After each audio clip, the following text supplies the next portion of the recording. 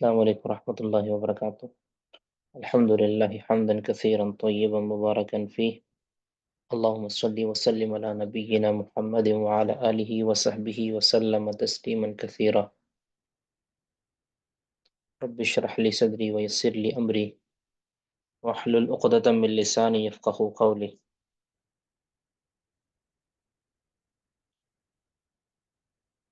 جی کون پڑھیں گے جی؟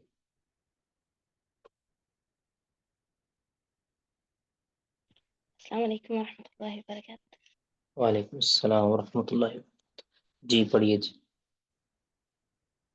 اعوذ باللہ من الشیطان الرجیم، بسم اللہ الرحمن الرحیم۔ یوم تأتی کل نفس، جس دن آئے گا ہر نفس، تجادل عن نفسها، وجکر ہوگا کے بارے میں، وتوفا کل نفس ما عملت، اور پورا پورا دیا جائے گا ہر نفس کو جو اس نے عمل کیا، تمام پر ظلم نہیں کیا جائے گا۔ یوم تاتی یعنی اس دن کو یاد کیجئے، یعنی اس کو دہرائیے کہ جس دن ہر نفس اپنے ہی بارے میں جھگڑ رہا ہوگا۔ جھگڑنا اپنے بارے میں کیا ہے کہ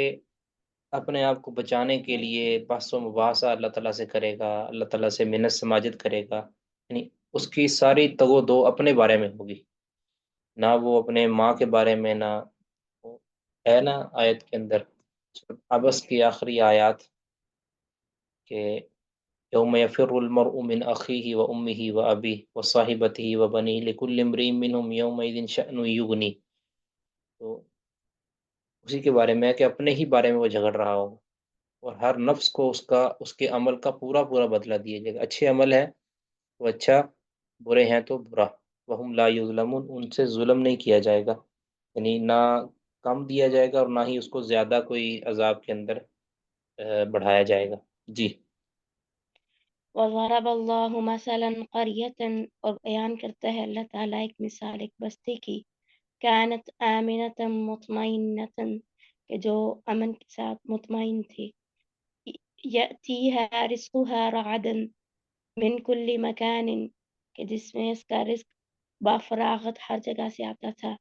فکفرت بانعم اللہ، پس اس نے اللہ تعالیٰ کی نعمتوں کا انکار کیا، ناشکری کی، فأذاقها اللہ لباس الجوع والخوف، پس اللہ تعالیٰ نے انہیں بھوک اور خوف لباس بنا دیا، بما كان يصنع، اس وجہ سے جو وہ کرتے۔ اب اس بستی سے کیا مراد ہے؟ بعض مفسرین تو کہتے ہیں کہ اس سے مراد مکہ مکرمہ ہے، ٹھیک ہے، اور بعض کہتے ہیں کہ اس سے مراد عام بستیاں ہیں جو پہلی گزر چکی، جیسے قوم سمود کی بستی ہے، قوم صالح کی بستی ہے، اس طرح دوسری جو بستیاں جن کے اوپر اللہ نے عذاب نازل کیا تھا وہ مراد ہے، کچھ بھی مراد لیا جا سکتا ہے۔ بعض مفسرین نے اس سے مکہ مکرمہ بھی مراد لیا ہے کہ مکہ مکرمہ کے اندر یعنی ایسی بستی تھی کہ جس میں ہر طرف سے رزق آتا تھا، ٹھیک ہے، ایسے تو وہاں کوئی چیز اگتی نہیں ہے، لیکن کیونکہ وہ قافلہ گاہ تھا اور امن بھی اس میں تھا کہ وہاں بیت اللہ تھا، اس کی قدر اور اس کی تعظیم عرب کے یعنی بت پرست بھی کرتے تھے، سارے لوگ کرتے تھے، اور ادب اور احترام کی نگاہ سے دیکھتے تھے جو مکہ کا باشندہ ہوتا تھا، اور تجارتی قافلوں کے لیے بھی وہی دور دراز کے سفر کرتے تھے، یمن کے سفر، اور اس کے علاوہ وہ شام کے سفر کرتے تھے، بڑے دور دراز علاقوں میں سفر کرتے تھے، اور ان کو ادب و احترام کے ساتھ دیکھا جاتا تھا کہ یہ مکہ مکرمہ کے اور بیت اللہ کے یہ باسی ہیں، ان کو امن و خوف، امن و اطمینان ان کو حاصل تھا، کانت آمنتن، وہ بے خوف تھی بستی، ٹھیک ہے، کسی طرف سے ان کو کوئی دشمن کا خدشہ اور خوف نہیں تھا، کیونکہ ان کے ساتھ کسی کے جنگ ہی نہیں تھی، مطمئنتاً، اور مطمئن تھے، ٹھیک ہے، ہر چیز ان کو وفر جب مل رہی تھی اور مال تجارت کے ذریعے، لیکن انہوں نے اس کی ناقدری کی۔ اب شکر گزاری چاہیے تھی کہ اللہ تعالیٰ نے ان کو اتنا بہترین علاقہ دیا ہے، بیت اللہ کا مجاور بنایا ہے، اس کا تقاضا یہ تھا کہ وہ اللہ کی عبادت کرتے، اپنی شکر گزاری، اللہ تعالیٰ کی شکر گزاری بجا لاتے، زبان کے ساتھ بھی، قلب کے ساتھ بھی، اور عمل کے ساتھ بھی، لیکن انہوں نے اس کی ناقدری کی اور اللہ رب العزت کی نعمتوں کو کی ناشکری کرتے ہوئے اللہ تعالیٰ کے ساتھ کفر کیا، تو اللہ تعالیٰ نے پھر انہیں بھوک کا لباس پہنایا، بھوک کا لباس چکھایا۔ ٹھیک ہے، اب لباس جس طرح پورے جسم کو لپیٹ لیتا ہے، اس طرح ان کو بھوک نے لپیٹ لیا، یعنی وہ دانے دانے کے لیے ترس گئے اور ان کے اوپر خوف۔ یہ جس طرح بخاری وغیرہ کے اندر ہے نا، صحیح بخاری کے اندر، کہ سیدنا عبداللہ بن مسعود رضی اللہ تعالیٰ عنہ بیان کرتے ہیں کہ نبی کریم صلی اللہ علیہ وسلم نے جب لوگوں کو دعوت دی اور وہ دعوت سے انہوں نے اعراض برتا، تو آپ صلی اللہ علیہ وسلم نے پھر دعا کی، ٹھیک ہے نا، بندہ کو بھی دل برداشتہ ہو کے آپ نے ان پر بدعا کی کہ اللہ ان پر بھی، اللہم سبعا، اے اللہ ان کے اوپر 7 سال وہی اسی طرح کے نازل کر دے جس طرح یوسف علیہ الصلوۃ والسلام کے قوم پر 7 سال نازل کیے تھے۔ قحط سالی کی طرف اشارہ ہے۔ پھر ان پر ایسی اس طرح کی قحط سالی نازل ہوئی ان کے اوپر کہ جو کچھ ان کے پاس تھا سب کچھ تباہ و برباد ہو گیا، جو کچھ ان کے پاس خوراک تھی سب ختم ہو گئی، اور وہ چمڑے تک کھانے کے اوپر مجبور ہو گئے، بلکہ مردار تک کھانے پہ مجبور ہو گئے۔ ٹھیک ہے، اور اب وہ دیکھیں بارش بھی نہیں ہو رہی تھی اور وہ آسمان کی طرف اٹھاتے تھے اپنے سروں کو، اپنی نگاہوں کو، تو آسمان سے بھی ان کو دھواں ہی دھواں دکھائی دیتا تھا۔ ٹھیک ہے، وہ سورۃ دخان کی جو آیت ہے نا، اس کی ایک تفسیر یہ بھی ہے جو سیدنا عبداللہ بن مسعود رضی اللہ تعالیٰ نے کی ہے۔ ٹھیک ہے، اور بخاری کی اسی روایت کے اندر وہ اس کے اسی کے تحت یا اس کی تخریج کے اندر جو بخاری کی ایک ٹکڑا آتا ہے، اس میں وہ سورۃ دخان کی آیت کی طرف اشارہ ہے کہ جو دخان آئے گا، حالانکہ یہ قیامت کی نشانی ہے، لیکن ایک تفسیر اس کی یہ بھی ہے کہ یہ نشانی گزر چکی ہے۔ ٹھیک ہے، راجے تو یہی ہے کہ ایک دخان یہ ہے جو گزر چکا ہے، اور ایک دخان ایسا ہے کہ جو آئے گا، جو اصل قیامت کی نشانی ہے۔ ٹھیک ہے، تو وہ اوپر دیکھتے تھے تو ان کو بادل ہی بادل اور دھواں ہی دھواں دکھائی دیتا تھا۔ ٹھیک ہے، حقیقت میں جو دھواں تھا، تو اس طرح ان کے ساتھ ہوا ہے، یہ مکہ کے لوگوں کے ساتھ،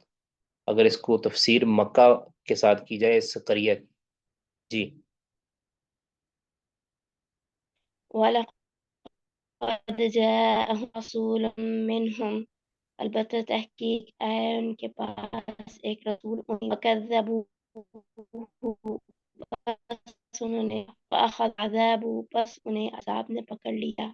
وَهُمْ ظَالِمُونَ، اس لیے وہ ظالم تھے۔ یعنی ان کے پاس، ایسے لوگوں کے پاس، یعنی مکہ والوں کے پاس یا جو پچھلی بستیاں ہیں ان کے پاس رسول آیا، ایک عظیم الشان رسول آیا جو انہی میں سے تھا۔ اس کا یہاں سے رسول اللہ صلی اللہ علیہ وسلم کی یا پہلے انبیاء کی بشریت ثابت ہوتی ہے، لیکن انہوں نے اس کو جھٹلا دیا اس رسول کو، تو اللہ تعالیٰ نے ان کو پھر عذاب سے دوچار کیا۔ ٹھیک ہے، وہم ظالمون، اس حال میں کہ وہ ظلم کرنے والے تھے، ظلم سے مراد یہاں شرک ہے، شرک اور کفر ہے۔ جی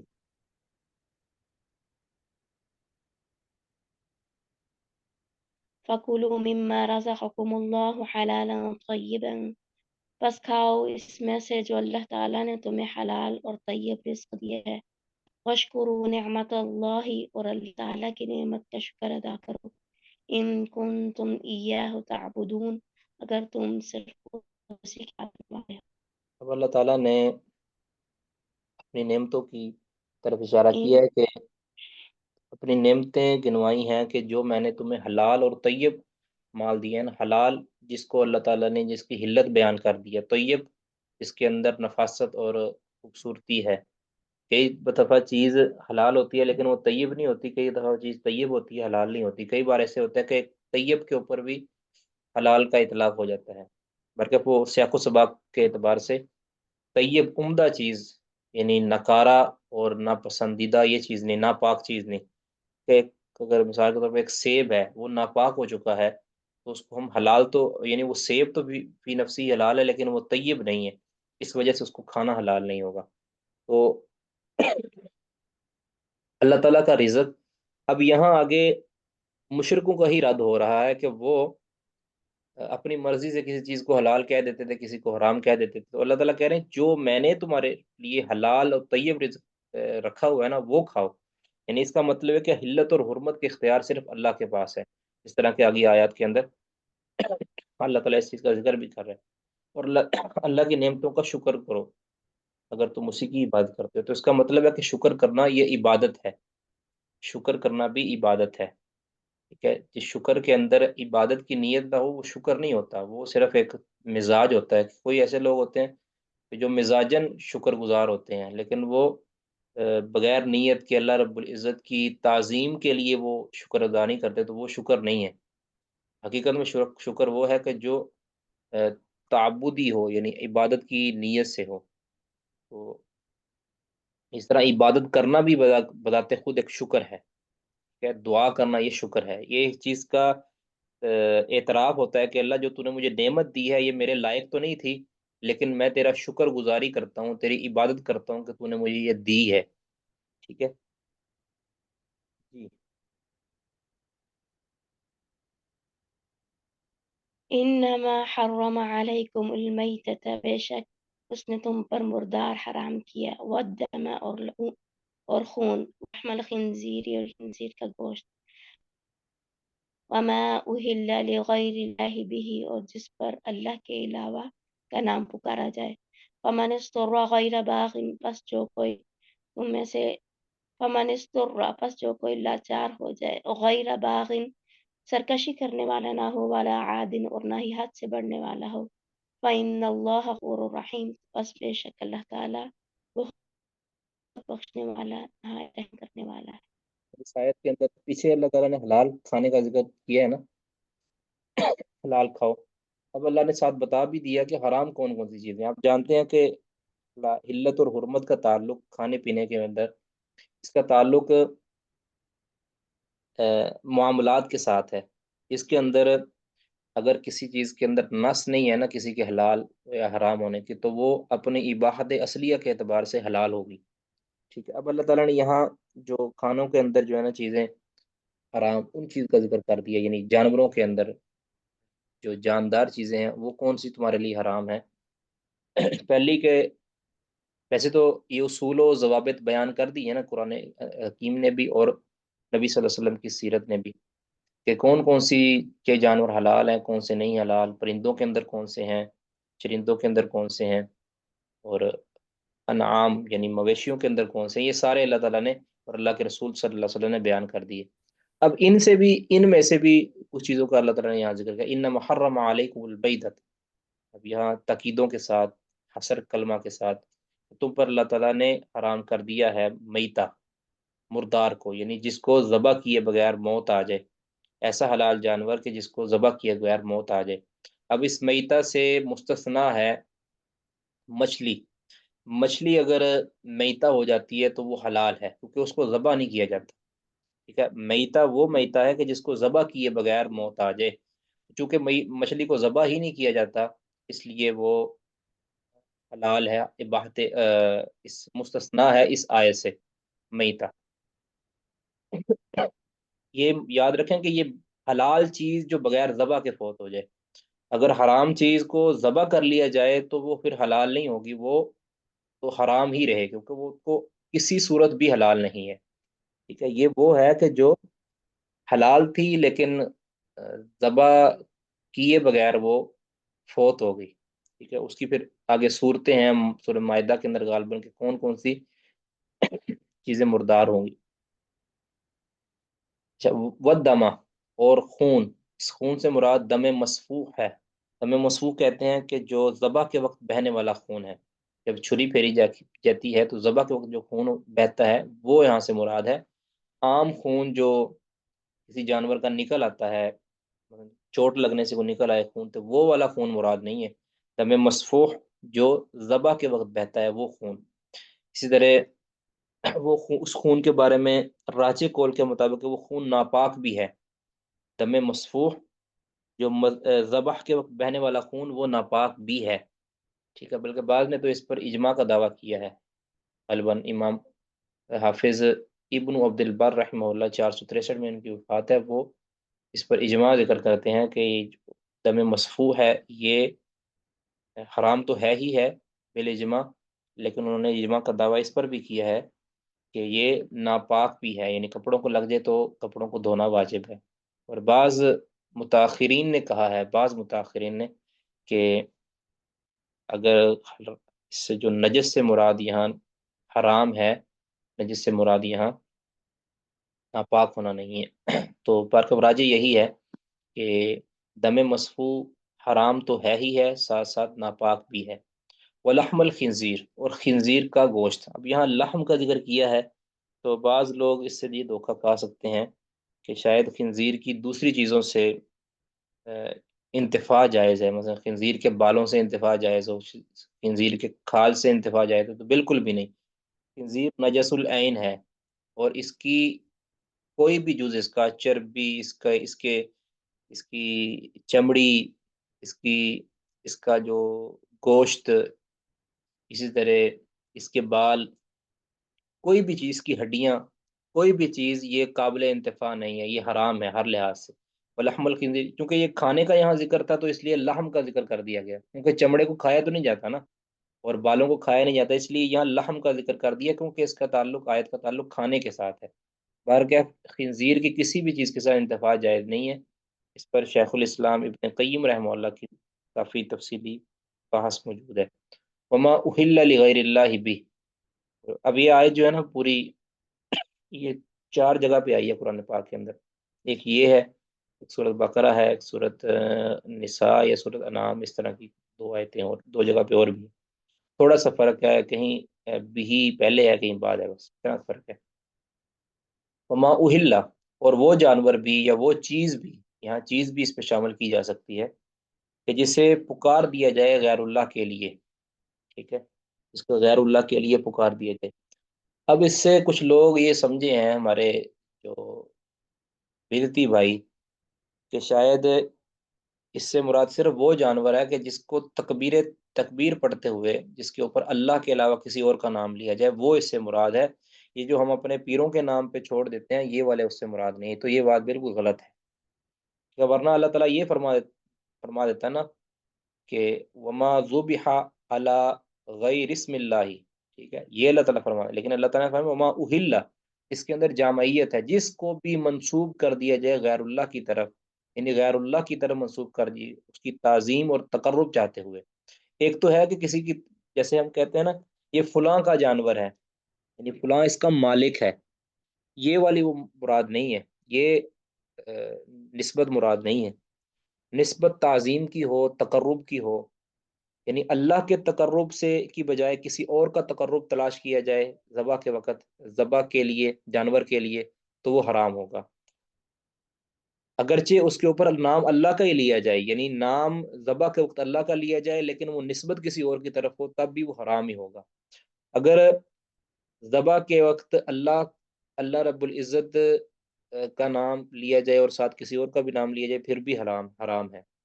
ٹھیک ہے۔ اس کی صورتیں میں نے وہ کتاب التوحید کے اندر جب ہم نے ذبح کے بارے میں پڑھا تھا نا، تو اس کے اندر 3-4 صورتیں اس کی بتائی تھی۔ اور یہ بھی ہے کہ کئی مفسرین نے بھی لکھا ہے، اس طرح فقہا بھی لکھتے ہیں، اور اہل علم اس پہ بات کرتے ہیں کہ جس جانور کو کسی کی تعظیم کے اندر اللہ کے لیے، اللہ کے نام پر بھی ذبح کیا جائے نا، تو وہ بھی حرام ہے، ٹھیک ہے۔ مثلا کوئی کہتا ہے کہ میں، ہمارے شہر کے اندر کوئی حاکم وقت آتا ہے، یا بادشاہ آتا ہے، یا وزیر آتا ہے، اس کے اس کی تعظیم کے اندر، اس کے استقبال کے اندر میں جانور ذبح کرتا ہوں، کوئی ضرورت کی، ایک تو ہے کہ اس کے آنے کے اوپر جو لوگوں کو کھانا چھانا کھلانا ہے اس کے لیے ذبح کیا، یہ والا مراد نہیں، اس کی آمد پر، ٹھیک ہے، اس کی آمد پر، یا اس کے جانے پر، یعنی کسی علاقے کی طرف وہ نکل رہا ہے تو وہ جانور ذبح کر کے نکلے، یہ بھی درست نہیں ہے، یہ بھی حرام جانور ہے، کیونکہ اس کے اندر اللہ رب العزت کی تعظیم اور تقرب مطلوب نہیں ہے۔ ذبح ایک عبادت ہے، اس کو بھی خاص نظریے کے لیے، اپنے باطل نظریات کے لیے ذبح کرنا، یہ بھی حرام ہوگا، ٹھیک ہے۔ باقی اس کے اندر پوری تفصیل ہم نے ادھر ذکر کر دی تھی۔ فمن اضطر غیر باغ ولا عاد، جس کو مجبور کر دیا جائے، یعنی اس قدر اس کو بھوک ستا دے کہ وہ کھانے پینے کی کوئی چیز باقی نہ رہے، تو وہ اپنی جان بچانے کے لیے غیر باغ، اس حال میں کہ وہ بغاوت کرنے والا نہ ہو، مطلب کہ اس کا ایک مطلب یہ ہو سکتا ہے کہ وہ اس مردار کو یا ان چاروں چیزوں میں سے کسی چیز کو وہ یعنی اس کی حلت کا قائل نہ ہو. یہ بھی ایک بغاوت ہے نا. اللہ نے ایک حد قائم کر دی ہے کہ یہ چیز حرام ہے، اس کی حلت کا قائل نہ ہو، اس کی حلت تصور کر کے اس کو کھائے، تو یہ بغاوت ہے. دوسری بغاوت یہ بھی ہو سکتی ہے کہ جتنی ضرورت ہے اس سے زیادہ نہ کھائے. زندہ رہنے کے لیے اس کو جو ضرورت ہے اس سے زائد اگر کھائے گا تو پھر وہ بغاوت شامل ہے. عاد کا مطلب ہے کہ دوبارہ لوٹنا، یعنی بار بار کھانا. ایک بار تو اس کو چلو جان بچانے کے لیے اس نے کہا نا، اب دوبارہ پھر وہ کھائے، ٹھیک ہے، ایسا نہ کرے. فَإِنَّ اللَّهَ غَفُورٌ رحیم، تو اللہ تعالیٰ بخشنے والا، رحم کرنے والا. مطلب یہ اس کے اوپر کوئی پھر گناہ نہیں ہوگا اگر کوئی مجبوری کی صورت کے اندر کھاتا ہے، بشرطے کہ نہ وہ بغاوت کرنے والا ہے، نہ وہ حد سے بڑھنے والا ہے، یعنی دوبارہ اس کو دوبارہ ایسا کرنے والا. جی پڑھیے گا.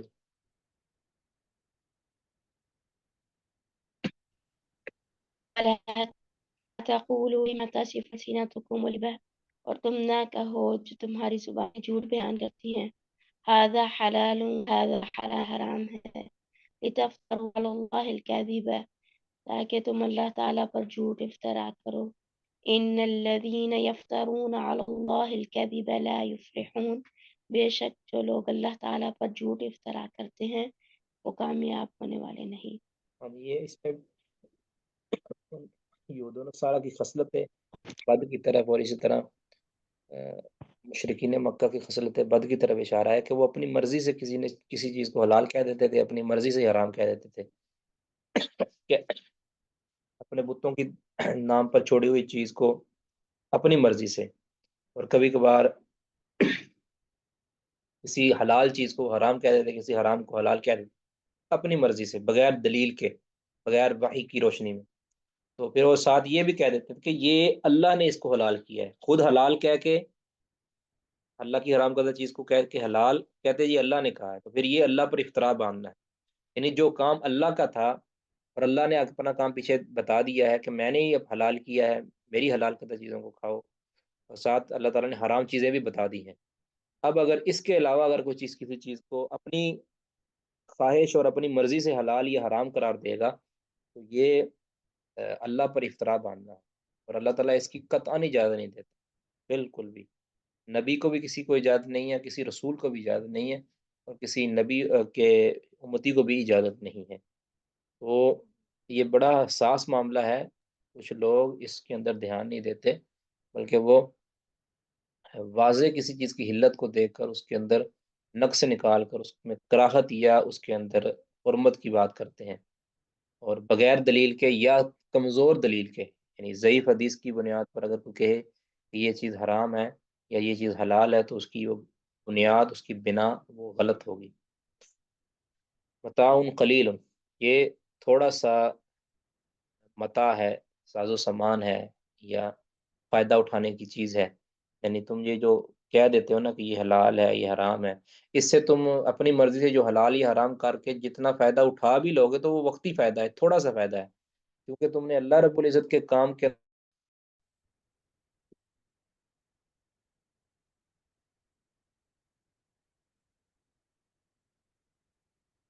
چونکہ تم نے اللہ رب العزت کے اختیار کے اندر اپنا ہاتھ ڈالا ہے، تو اس وجہ سے اللہ تعالیٰ فرماتے ہیں وَلَهُمْ عَذَابٌ علیم، ان کے لیے دردناک عذاب ہوگا. یہ جو حلت و حرمت وہ ہے نا، اتخذوا احبارهم ورهبانهم اربابا من دون اللہ، اس کی تفسیر کے اندر آپ وہ پڑھ سکتے ہیں ساری بات. جی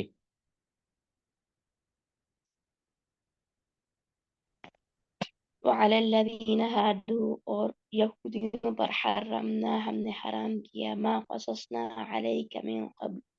جو ہم نے تم پر اس سے پہلے بیان کیا. وما ظلمناهم، اور ہم نے ان پر ظلم نہیں کیا، ولكن كانوا انفسهم یظلمون، اور لیکن وہ اپنی جانوں پر خود ظلم کرنے والے تھے. یعنی اللہ تعالیٰ کو فرماتے ہیں کہ یہودی جنہوں نے اپنے آپ کو یہودی کہا، ان پر ہم نے وہ چیزیں حرام کیں جو ہم آپ پر بیان کر چکے ہیں، یعنی پیچھے جو صورت انعام کے اندر اللہ تعالیٰ نے یہ بیان کر دیا ہے، جو کہ صورت نحل سے پہلے نازل ہوئی ہے، ٹھیک ہے، انہوں نے اپنی طرف سے وہ اپنے اوپر خود زبردستیاں اور کچھ سختیاں کر لی تھیں، تو اللہ نے پھر ان کے اوپر نافذ کر دی۔ تو اللہ فرماتے ہیں کہ ہم نے ان پر ظلم نہیں کیا، لیکن خود انہوں نے اپنے اوپر ظلم کیا، کیونکہ انہوں نے اپنے آپ کو یعنی ایسی چیزوں کا انہوں نے اپنے مکلف بنا دیا اپنے آپ کو، جس کا مکلف اللہ نے بنایا تھا۔ یہ یہود و نصارہ کی یہ خصلت بد تھی کہ وہ بلا وجہ کی شروط و قیود وہ لگا دیتے تھے، ٹھیک ہے، جس طرح پیچھے بنی اسرائیل کے سورۃ بقرہ کے اندر ہے کہ ایک گائے کا حکم دیا گیا کہ گائے ذبح کر دو، انہوں نے اپنی کٹ حجتی اور بلا وجہ کے سوال و جواب کی وجہ سے اپنے اوپر سختیاں کروا لی، اور پھر ان کو بڑی بیش قیمت گائے ذبح کرنی پڑی۔ جی ثم إن ربك للذين عملوا السوء بجهالة، پھر بے شک تمہارا رب ان لوگوں کے لیے جنہوں نے برے اعمال کیے جہالت کے ساتھ، ثم تابوا، پھر انہوں نے توبہ کی، من بعد ذلك، اس کے بعد، واصلحوا، اور انہوں نے اصلاح کی، ان ربک من بعدها، اس کے بعد رحیم، یقیناً بہت بخشنے والا، نہایت رحم کرنے والا۔ جی، یعنی جنہوں نے جہالت سے مراد یہاں لا علمی نہیں ہے، جہالت سے مراد یہاں خلاف شرع کام ہے، تو یہ خلاف شرع کام کرنا یہ بے عقلی، ناسمجھی اور جہالت ہی ہوتی ہے، یعنی کسی کا جاہل ہونا، کسی کا بے عقل ہونا، یہ والا وہ والا جہالت، ورنہ تو جہالت لا علمی کی بنیاد پر اگر کوئی، یعنی جس کو علم نہیں ہے، اور اگر کوئی غلط کام کر لیتا ہے تو وہ غلطی لکھی نہیں جاتی، یہاں سے وہ والی مراد ہے کہ علم ہونے کے بعد بے عقل رہ گیا، ناسمجھ رہ گیا، جاہل بنا رہ گیا، یعنی تجاہل عارفانہ کے ضمن میں آپ کیا لیں، تو ثم تابوا من بعد ذلك، پھر اس کے بعد انہوں نے توبہ کر لی اور اپنی اصلاح کر لی، یعنی لوٹ آئے، اپنی جہالتیں چھوڑ دیں، اللہ کی نافرمانی چھوڑ دی، تو ان ربک من بعدها لغفور الرحیم، اس کے بعد پھر اللہ تعالیٰ غفور الرحیم ہے۔ اللہ پہلے عرض کر دیا کہ توبہ کے بعد اللہ تعالیٰ بندے کو درجہ پہلے سے زیادہ کر دیتا ہے۔ عام طور پہ دنیا کے اندر یہ نہیں ہوتا، انسان ایک بار غلطی کر لے، دو بار غلطی کر لے تو دوبارہ اس کے اوپر اعتبار کرنے کو دل نہیں کرتا۔ اللہ تعالیٰ کہتا ہے کہ، یعنی اللہ تعالیٰ کا یہ نظام ہے کہ اگر کسی نے غلطی کی ہے، وہ سچی پکی توبہ کر لے تو اللہ تعالیٰ پہلے سے زیادہ غفور اس کے ساتھ غفور والا معاملہ کرتا ہے۔ جی آگے کون پڑھیں گے جی؟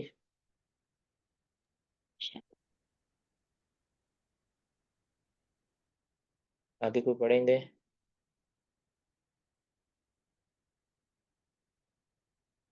فرا کلیم صاحبہ پڑھیں گی؟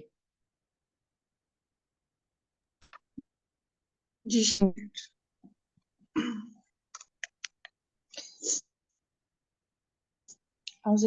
اللہ الرحمن الرحیم۔ ان ابراہیم کان امتن، ابراہیم تھے ایک امت، قانتن مطیع، للہ اللہ کے لیے، یکسو، ولم یکو، اور نہ تھے وہ مشرکین یہاں میں۔ اب اللہ تعالیٰ نے یہاں سیدنا ابراہیم علیہ الصلوۃ والسلام کا تذکرہ شروع کر دیا ہے، اس وجہ سے کہ ابراہیم علیہ الصلوۃ والسلام کو اللہ تعالیٰ نے ایک بطور مثال پیش کیا ہے کہ یہ اگر عقیدہ تم نے اپنا سیٹ کرنا ہے نا، تو ابراہیم کا عقیدہ یہ دیکھ لو، کیونکہ ابراہیم علیہ الصلوۃ والسلام ایک عالمگیر شخصیت تھے، ہر کوئی ان کے بعد والے ہر کوئی یہ کہتا تھا کہ ابراہیم علیہ الصلوۃ والسلام ہمارے عقیدے اور منہج پر تھے، حتیٰ کہ مشرکین بھی کہتے تھے۔ سورۃ آل عمران اگر پڑھیں نا آپ، وہاں پہ یہ ہے کہ مشرکین بھی کہتے تھے کہ ابراہیم علیہ الصلوۃ والسلام ہمارے ہیں، یہودی کہتے تھے ہمارے ہیں، عیسائی کہتے تھے ہمارے ہیں، مسلمان تو کہتے ہی ہیں نا ہمارے۔ تو اللہ تعالیٰ نے پھر فرمایا کہ ما کان ابراہیم یہودیا ولا نصرانیا ولکن کان حنیفا مسلما، کہ ابراہیم علیہ الصلوۃ والسلام نہ یہودی تھے، نہ عیسائی تھے، نہ مشرک تھے، بلکہ وہ تو حنیفا مسلمہ، مسلمان تھے اور یکسو اور توحید پرست اور یکتا پرست تھے، ٹھیک ہے۔ ان اول الناس بابراہیم الذین ان اول الناس بابراہیم लल्लज़ीन आमनू, ठीक है, लल्लज़ीन तबऊ वहाज़ा नबी वल्लज़ीन आमनू मा, शायद इस तरह की कोई आयत है, अल्लाह ताला माफ़ करे। तो ये सूरत आले इमरान की यके बाद दीगरी आयत है, 2 आयतें। तो इब्राहीम अलैहिस्सलाम को अल्लाह ताला ने बतौर नमूना और बतौर उसवा पेश किया है। और 2-3 आयतें कुरान पाक की ऐसी हैं जहाँ अल्लाह ताला ने इनको उसवा भी कहा है। क़द कानत लकुम उसवतुन हसना फ़ी इब्राहीम वल्लज़ीना आमनू मअह, ठीक है। सूरत सूरत है ये, या अय्युहल्लज़ीना आमनू ला तत्तखिज़ू अदुव्वी व अदुव्वकुम औलिया, ठीक है। ये जो सूरत है ना, इसका नाम मुझे ज़हन से निकल गया। सूरत मुमतहिना, सूरत मुमतहिना है ग़ालिबन, जी सूरत मुमतहिना। तो इब्राहीम अलैहिस्सलाम एक उसवा और कुदवा थे, ठीक है। अल्लाह ताला यहाँ मुशरिकीन, चूँकि ये दावेदार थे इस चीज़ के कि इब्राहीम अलैहिस्सलाम हमारे अकीदे पर हैं, और जिस तरह दीगर कौमें और जमातें दावेदार थी, तो अल्लाह ताला ने यहाँ फिर फरमाया कि इन्ना इब्राहीम कान उम्मा। अब उम्मा के 2 मानी किए गए हैं। उम्मा का एक माना तो ये है कि रहनुमा और पेशवा, जिस तरह इमाम होता है ना, इमाम से ही उम्मा है। इब्राहीम अलैहिस्सलाम एक पेशवा थे, एक इमाम थे, मुक्तदा और मुता थे, ठीक है। यानी तौहीद के मामले के अंदर वो काबिल इत्तिबा शख्सियत थे हर उम्मत के लिए। उम्मा का दूसरा माना है कि उम्मत का दूसरा माना उम्मत जैसे एक जमात होती है। तो इब्राहीम अलैहिस्सलाम अकेले एक उम्मत के बराबर थे। उसकी वजह के जब इब्राहीम अलैहिस्सलाम ने इस दावत को स्टार्ट किया था, तो अकेले ही लड़े हैं वो अपनी पूरी सल्तनत के साथ, पूरी सल्तनत के साथ अकेले ही लड़े हैं। तो अपने बाप के साथ, अपने कौम के साथ दावत उनको दी है, और कोई भी उनको जानने वाला नहीं था, यानी इस मामले के अंदर, तौहीद के अंदर, और कोई भी उनका साथ देने वाला नहीं था। तो इस एतबार से उनको उम्मा कह दिया गया है, ठीक है। ये है कि उन्होंने अकेले ने एक उम्मत का काम किया है, ठीक है। इनका साथ आमतौर पे ज़्यादा लोगों ने नहीं दिया, और जब दिया है उस वक्त तक वो सारा कुछ कर चुके थे। मुनाजरे, मुजादले और मुसाइबों, आलाम का सामना, ये सारा कुछ वो अकेले ही उन्होंने इस सब का चीज़ों का सामना किया है, इसलिए उनको उम्मा कह दिया गया है। दोनों माने दिए जा सकते हैं। कानितल लिल्लाह, अल्लाह ताला के लिए यकसू थे, अल्लाह ताला के लिए फर्माबरदार थे, मुतीयो फर्माबरदार। कानित इस तरह होता है ना, कुनूत, ठीक है। कानित होता है इंतहाई आजिज़ी और इनकिसारी के साथ, ठीक है, किसी का इत्तिबा करना। अल्लाह के वो फर्माबरदार थे। हनीफ़ा, हनीफ़न कहते हैं जो तौहीद परस्त हो, यकता हो, यानी अपना पूरा वजूद और पूरी ख्वाहिशात को अल्लाह की तरफ झुकाने वाले थे। वलम यकुन मिनल मुश, अब यहाँ मुशरिकीन का भी रद्द कर दिया कि ये मुशरिक भी नहीं थे, ठीक है। आगे फिर कुछ और भी खसलतें उनकी हैं, ठीक है, जो उनकी खसलतें हैं और सिखाई उम्मत मुहम्मदिया को जा रही हैं कि ये चीज़ें अपनाओ। शाकिरल लिअनउमी, कि वो शुक्र बजा लाने वाले थे अल्लाह की नेमतों की, ठीक है। अनउम जमा है नेमतों की, नेमत की। तो अनउमी, अल्लाह की नेमतों की वो शुक्रगुजारी करने वाले थे, यानी कल्बी, लिसानी, अमली, हर एतबार से। जब वो शुक्रगुजारी करने वाले थे हर एतबार से, हर आजमाइश के अंदर अल्लाह ताला की शुक्रगुजारी करते थे, हर मामले के अंदर अल्लाह की शुक्रगुजारी करते थे, ठीक है। नेमतें कितनी, इतनी नेमतें दी हैं अल्लाह ताला ने उनको कि अल्लाह ने औलाद भी ऐसी ऐसी ऐसी औलाद दी है कि जैसी औलाद अल्लाह ताला ने दीगर अंबिया को नहीं बख्शी। यानी उनकी औलाद के अंदर अल्लाह ने इतने नबी रखे हैं, औलाद के अंदर, ठीक है। और फिर जनाब मोहम्मद रसूलुल्लाह सल्लल्लाहु अलैहि वसल्लम भी उन्हीं की औलाद में से हैं। तो ये बहुत बड़ा एजाज़ है। उसके अलावा इनको अल्लाह ने तौहीद जैसी नेमत दी है, और तौहीद के मामले के अंदर इनको इमाम और पेशवा बनाया है, ठीक है। और भी कई बेबहा नेमतें हैं जो यानी जिनके ऊपर ये शुक्रगुजारी करने वाले थे। तो व इब्राहीम, इब्राहीम अल्लज़ी वफ़्फ़ा, इब्राहीम अलैहिस्सलाम ने अल्लाह ताला का जो अ, वादा है वो पूरा कर दिखाया, अल्लाह ताला का जो हक अदा कर दिया, अल्लाह की इबादत का। اچھا اجتباہو، اللہ نے ان کو چن لیا، ٹھیک ہے، اللہ نے ان کو چن لیا، منتخب کر لیا، اللہ کے وہ مصطفیٰ اور اللہ کے وہ منتخب کردہ تھے، اس لیے چنا، اللہ نے ان کے چن لیا اپنے، یعنی ان لوگوں کی امامت کے لیے، ٹھیک ہے، سورۃ بقرہ کے اندر اس چیز کی پوری تفصیل موجود ہے۔ وَہَدَاهُ إِلَىٰ صِرَاطٍ مستقیم، اور ان کو سیدھے رستے کی طرف رہنمائی کی، سیدھا رستہ جو جنت کی طرف ہے۔ جی پڑھیے آگے۔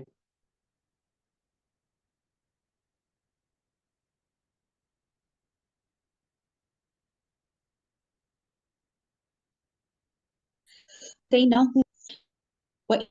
رَتِي لَمِنَ الصَّالِحِينَ، اور بھی آخرت میں البتہ ان میں سے۔ آپ کی آواز نہیں، آپ کو کیا میری آواز آتی ہے آپ کو صحیح؟ جی شیخ آپ کی آ رہی ہے، کیا آپ کو میری آواز نہیں آئی؟ صحیح آواز نہیں آتی، ہیلو، کٹ، جی کٹ کٹ کے آتی ہے آواز۔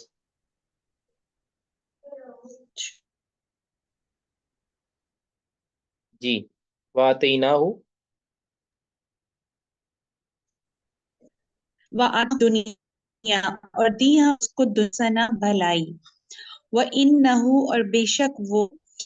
فی الآخرتی، آخرت میں، لنا صالحین، البتہ صالحین میں سے ہوں گے۔ جی اب یہاں جی وَآتَيْنَاهُ فِي آواز آئی الدُّنْيَا آپ کو؟ حَسَنَةً، اب دنیا کے اندر حسنہ سے مراد جیسے میں نے عرض کر دیا کہ نیک اولاد، توحید کی نعمت، اللہ کی شکر گزاری کی توفیق، یہ ساری بہت بڑی نعمتیں اللہ نے دنیا کے اندر نعمت دی، اور اس سے بڑی نعمت یہ ہے کہ اللہ نے ان کو نیک نامی دی ہے، ٹھیک ہے، ہر گروہ یہ چاہتا ہے کہ ابراہیم علیہ الصلوۃ والسلام ہمارے ہوں، ہر ایک کا دعویٰ ہے، نیک نامی ان کو ایک ایسی دی ہے، ان کو ایک ایسی شہرت بخشی ہے۔ اب دیکھیں نا کتنے اعمال حج ہیں جو حضرت ابراہیم علیہ الصلوۃ والسلام سے منسوب ہیں، ٹھیک ہے، نہیں،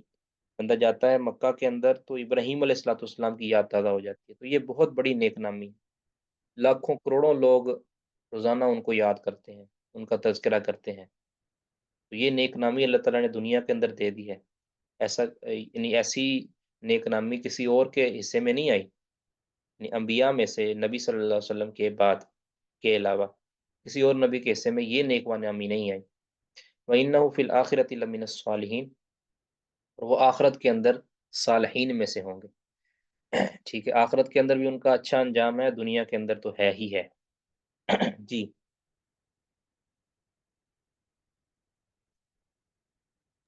ثم اوحینا، ہی کی ہم نے، الیکا، آپ کی طرف،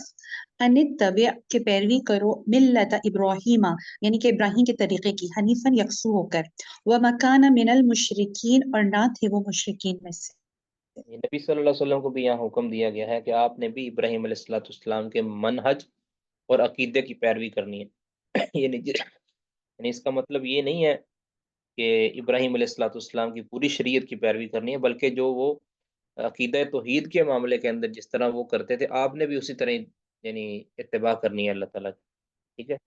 یہ ایک اعزاز ہے سیدنا ابراہیم علیہ الصلوۃ والسلام کے لیے کہ نبی صلی اللہ علیہ وسلم کو بھی اور آپ کی امت کو بھی دوسری آیات کے اندر ہے، یعنی تبعو، کہ آپ تم پیروی کرو، تم بھی پیروی کرو ابراہیم علیہ السلام کی ملت کی، ابراہیم کے طریقے کی، طریقہ توحید کی،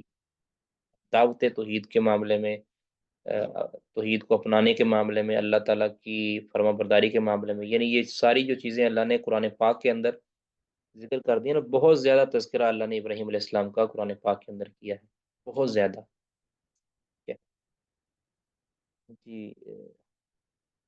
حنیفہ اس حال میں کہ یکسو ہو، یعنی یکسو ہو کر آپ ابراہیم علیہ السلام کی ملت کی پیروی کریں۔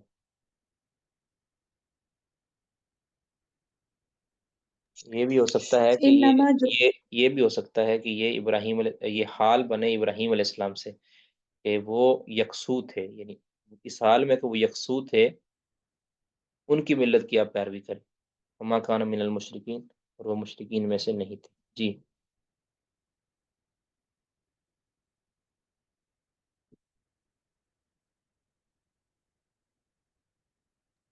آگے پڑھوں جی۔ جی جی پڑھیں۔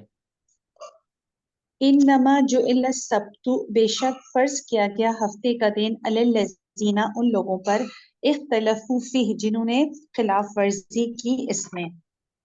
व इन्ना रब्बका और बेशक रब तेरा ला यहकुमु बैनहुम अलबत्ता फैसला करेगा इनके दरमियान यौमल क़ियामती क़यामत के दिन फीमा उसमें जो कानू थे वो फीही यख्तलिफून जिसमें वो इख्तिलाफ करते। हाँ जी, ये उस चीज़ की तरफ इशारा है। अल्लाह ताला ने पहले यहूद पर ये जुमे का दिन फ़र्ज़ किया कि जुमे के दिन तुम इस तरह किया करो कि जुमे के दिन सिर्फ तुमने इबादत ही करनी है, इसकी ताज़ीम बजा लो। उन्होंने इख्तलाफ किया कि हम नहीं मानेंगे, ये जुमे नहीं, हमें हफ्ते का दिन दे दें। हफ्ते के दिन उनके लिए ज़रूरी था कि वो अपनी मालो दौलत कमाने का जो जितने भी ज़राए हैं उसको बंद कर दें, सिर्फ अल्लाह की इबादत के लिए दिन निकालें। ठीक है, उन्होंने हफ्ते के दिन फिर उसके अंदर भी उन्होंने दो नंबरियाँ की, अपनी मछलियाँ पकड़नी है तो किस तरह पकड़नी है, वो सारी तफसील सूरत बकरा के अंदर आपने पढ़ ली हो। तो अब इसमें उन्होंने इख्तलाफ किया, तो इस वजह से अल्लाह ताला फरमाते हैं कि अब तुम्हारे दरमियान जो फैसला अल्लाह ताला क़यामत के दिन करेगा, जो तुम इख्तलाफ करते हो। अब ये सही बुखारी के अंदर भी इसकी इशारा इशारा है, यानी इसकी सही बुखारी के अंदर और सही मुस्लिम के अंदर इसकी तफसीर के अंदर के यहूदियों ने इख्तलाफ कैसे किया यौम सब्त के बारे में। ठीक है, नबी सल्लल्लाहु अलैहि वसल्लम ने फरमाया था कि हम बाद में आने वाले हैं लेकिन सबकत ले जाने वाले हैं, नहीं, आने वाले बाद में है लेकिन हम निकलने वाले आगे हैं, पहले आने वाले हैं। ठीक है, यानी ज़मानी तौर पर हम बाद में आए हैं, लेकिन दिन के एतबार से यानी फ़जीलत जिस दिन को मिली है, हमें जिस दिन को फ़जीलत दी गई है, वो दिन हमारा पहले आता है। ठीक है, यानी अब हमारा दिन आता है जुमे को, ये पहले आता है, यानी हफ्ते के दौरानिए के अंदर जुमा पहले आता है, उसके बाद आता है हफ्ता, उसके बाद आता है इतवार। हमारा दिन पहले आता है, हालांकि हम उम्मत बाद की हैं, दिन हमारा पहले आता है। और इस तरह यहूदियों का दिन आता है हफ्ते वाले दिन, और ईसाइयों का दिन आता है यौमुल अहद, वो आता है इतवार को दिन, यानी अगले दिन। ठीक है, तो इस सही बुखारी के अंदर आप किताबुल जुमा पढ़े ना, उसके अंदर ये तफसील है, ये आयत, इस आयत की जो है ना वो तफसीर आपको समझ आ जाएगी। जी।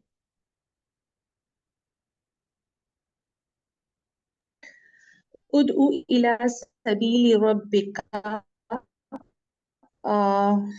उदउ बुलाइए आ,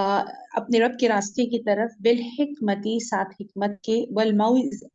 मौइज़तिल हसना और साथ उम्दा नसीहत के वजादिल हम और बहस कीजिए उससे बिल्लती उस तरीके के ये आसन जो बेहतरीन हो इन्ना रब्बका हुआ आलम बेशक रब तेरा वो खूब जानता है बिमन ज़ल्ला उसको जो भटक गया अन सबील ही उसके रास्ते से वह हुआ आलम और वो ज्यादा जानता है बिल मुहतदीन हिदायत पाने वालों को। हाँ, तुरुकुल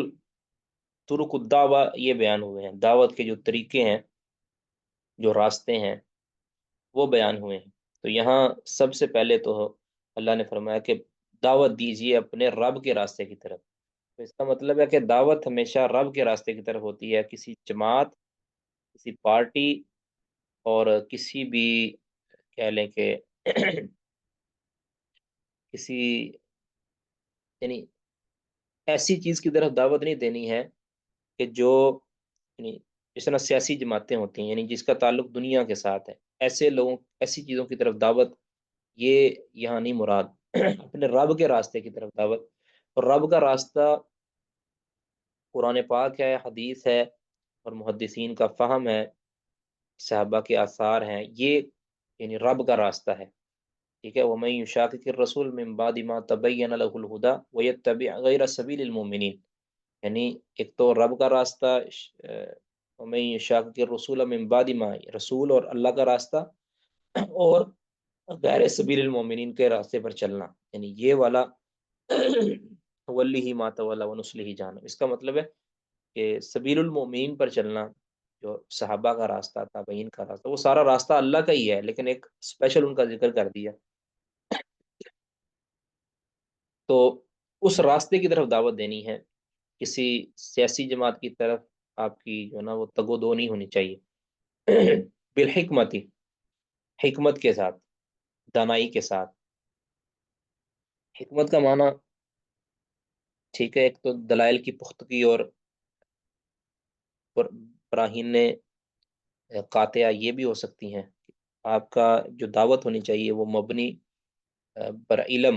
مبنی بر وحی ہونی چاہیے، دلائل کے مبنی کے اوپر ہوں، ٹھوس دلائل، عقلی نقلی ہر اعتبار سے آپ کے پاس ٹھوس دلائل ہونے چاہیے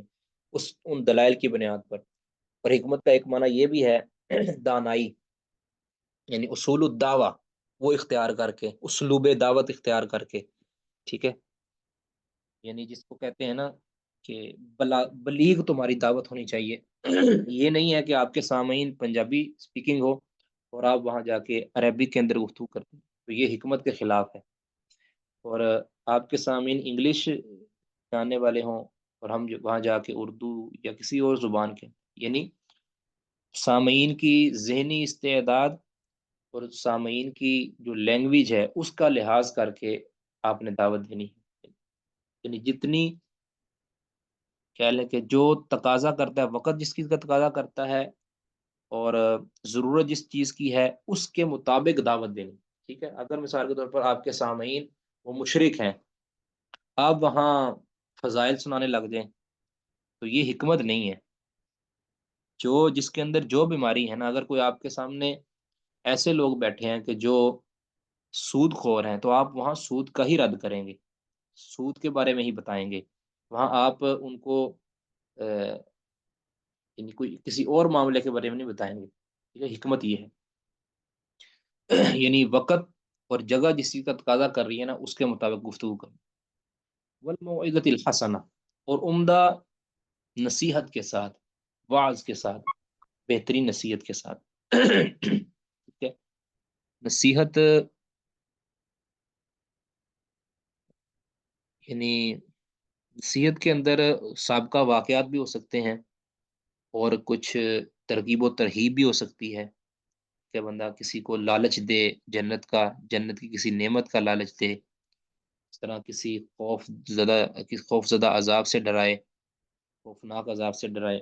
اس طرح کی نصیحت کے ساتھ بھی تم بلاؤ رب کے راستے کی طرف۔ وجادلہم باللتی، اور تیسرا جو ہے، اب دیکھیں پہلا ہے دلائل کے ساتھ اگر کوئی قائل نہیں ہوتا، کہ دلائل کے ساتھ اگر کوئی قائل نہیں ہوتا، جو آپ ٹھوس دلائل بیان کریں، حکمت، وہ قائل نہیں ہوتا، تو پھر آپ موعظۃ الحسنہ، کچھ دلائل، کچھ مثالوں کے ساتھ، کچھ نصیحتوں کے ساتھ، کچھ خوف دلا کے، کچھ لالچ دے کے، ترغیب دلا کے، ان چیزوں کے ساتھ ان کو رب کے راستے کی طرف لے کر آؤ۔ اگر یہ بھی چیز کارگر ثابت نہیں ہوتی اور جو آپ کا مد مقابل ہے یا جس کو آپ دعوت دے رہے ہیں وہ آپ کے ساتھ بدتمیزی کے ساتھ پیش آتا ہے یا آپ کے ساتھ مجادلہ شروع کر دیتا ہے یا آپ کے ساتھ مباحثہ شروع کر دیتا ہے، تو فرمایا وجادلہم باللتی، تیسرا جو طریقہ ہے وہ دعوت کا وہی ہے کہ ان کے ساتھ احسن انداز کے ساتھ، بہت ہی احسن عمدہ طریقے کے ساتھ ان کے ساتھ مجادلہ کریں۔ مجادلہ سے مراد مناظرہ بھی ہے، مباحثہ بھی ہے، اور جو کسی کی بات کا جواب دینا، جواب الجواب لکھنا، یہ ساری چیزیں اس کے اندر آتی ہیں، قلمی، قولی، تقریری، ہر اعتبار سے مناظرہ اس کے اندر۔ اس آیت سے وہ بے شمار مفسرین نے، اہل علم نے مناظرہ کے ثبوت پر دلیل بنایا ہے۔ اور مناظرہ سے مراد، جب مناظرہ کا لفظ بولا جاتا ہے تو اس سے مراد مخالفین پر کیچڑ اچھالنا نہیں ہوتا۔ مناظرہ کا لفظ ہوتا ہے کہ کسی باطل کو اپنے سامنے بٹھا کے اس کے اوپر دلائل کو واضح کر دینا، انتہائی ادب و احترام کے ساتھ، اس کی پگڑی اچھالے بغیر، اس کے اوپر طنز و مزاح کیے بغیر، اس کے اوپر دھاوا بولے بغیر، اس کے اوپر الزامات لگائے بغیر، اس کے اوپر فتویٰ بازی کیے بغیر، یعنی اللہ کے دلائل کو اچھے انداز کے ساتھ اس کے اوپر واضح کر دینا تاکہ لوگ دیکھیں کہ یہ حق ہے اور یہ باطل ہے، لوگ بھی دیکھیں، وہ بندہ بھی دیکھے۔ یہ پیچھے نظریہ ہونا چاہیے کہ انتہائی حکمت کے تحت، اور اگر وہ بات اونچی کرتا ہے تو آپ نے اونچی نہیں، دھیما لہجے میں آپ نے بات کرنی ہے، ٹھیک ہے؟ اگر وہ گالی دیتا ہے تو اس کا جواب گالی سے نہیں دینا،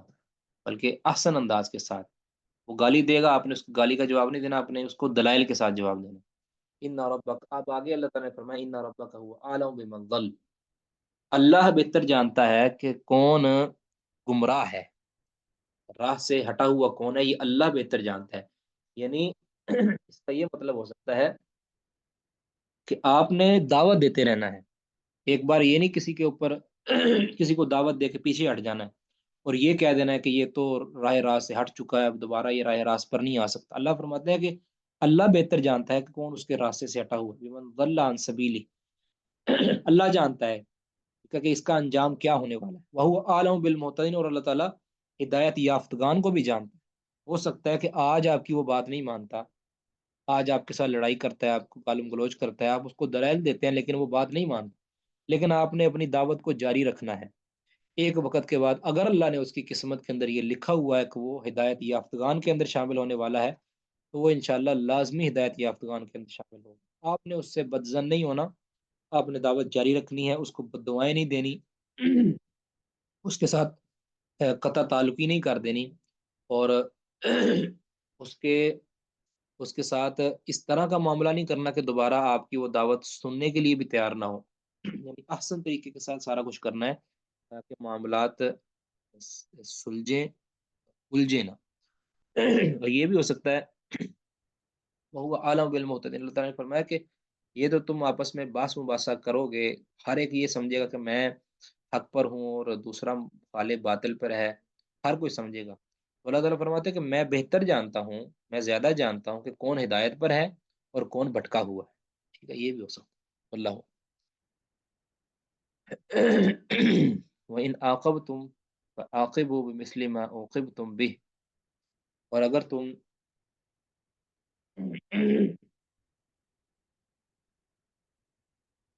تم معاقبہ کرو یعنی بدلہ لو، فعاقبوا، تو تم بدلہ لو، بمثل ما، اسی کی مثل، ما عوقبتم به، جو تم پر ظلم کیا گیا ہے یا تمہیں تکلیف پہنچائی گئی ہے۔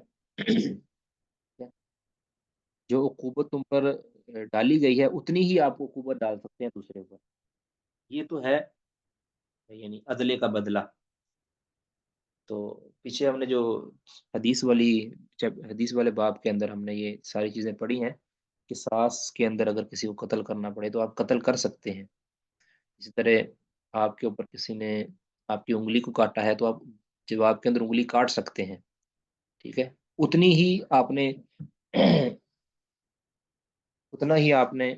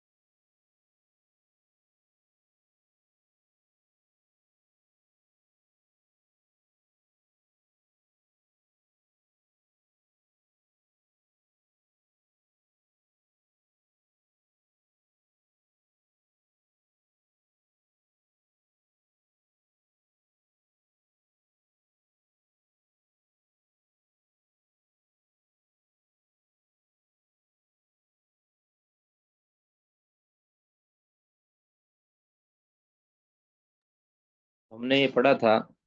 کہ قصاص کے بدلے میں قصاص لیا جا سکتا ہے، اس کی اجازت ہے، لیکن فعاقبوا بمثل ما عوقبتم، یعنی اسی طرح لیا جائے گا جس طرح،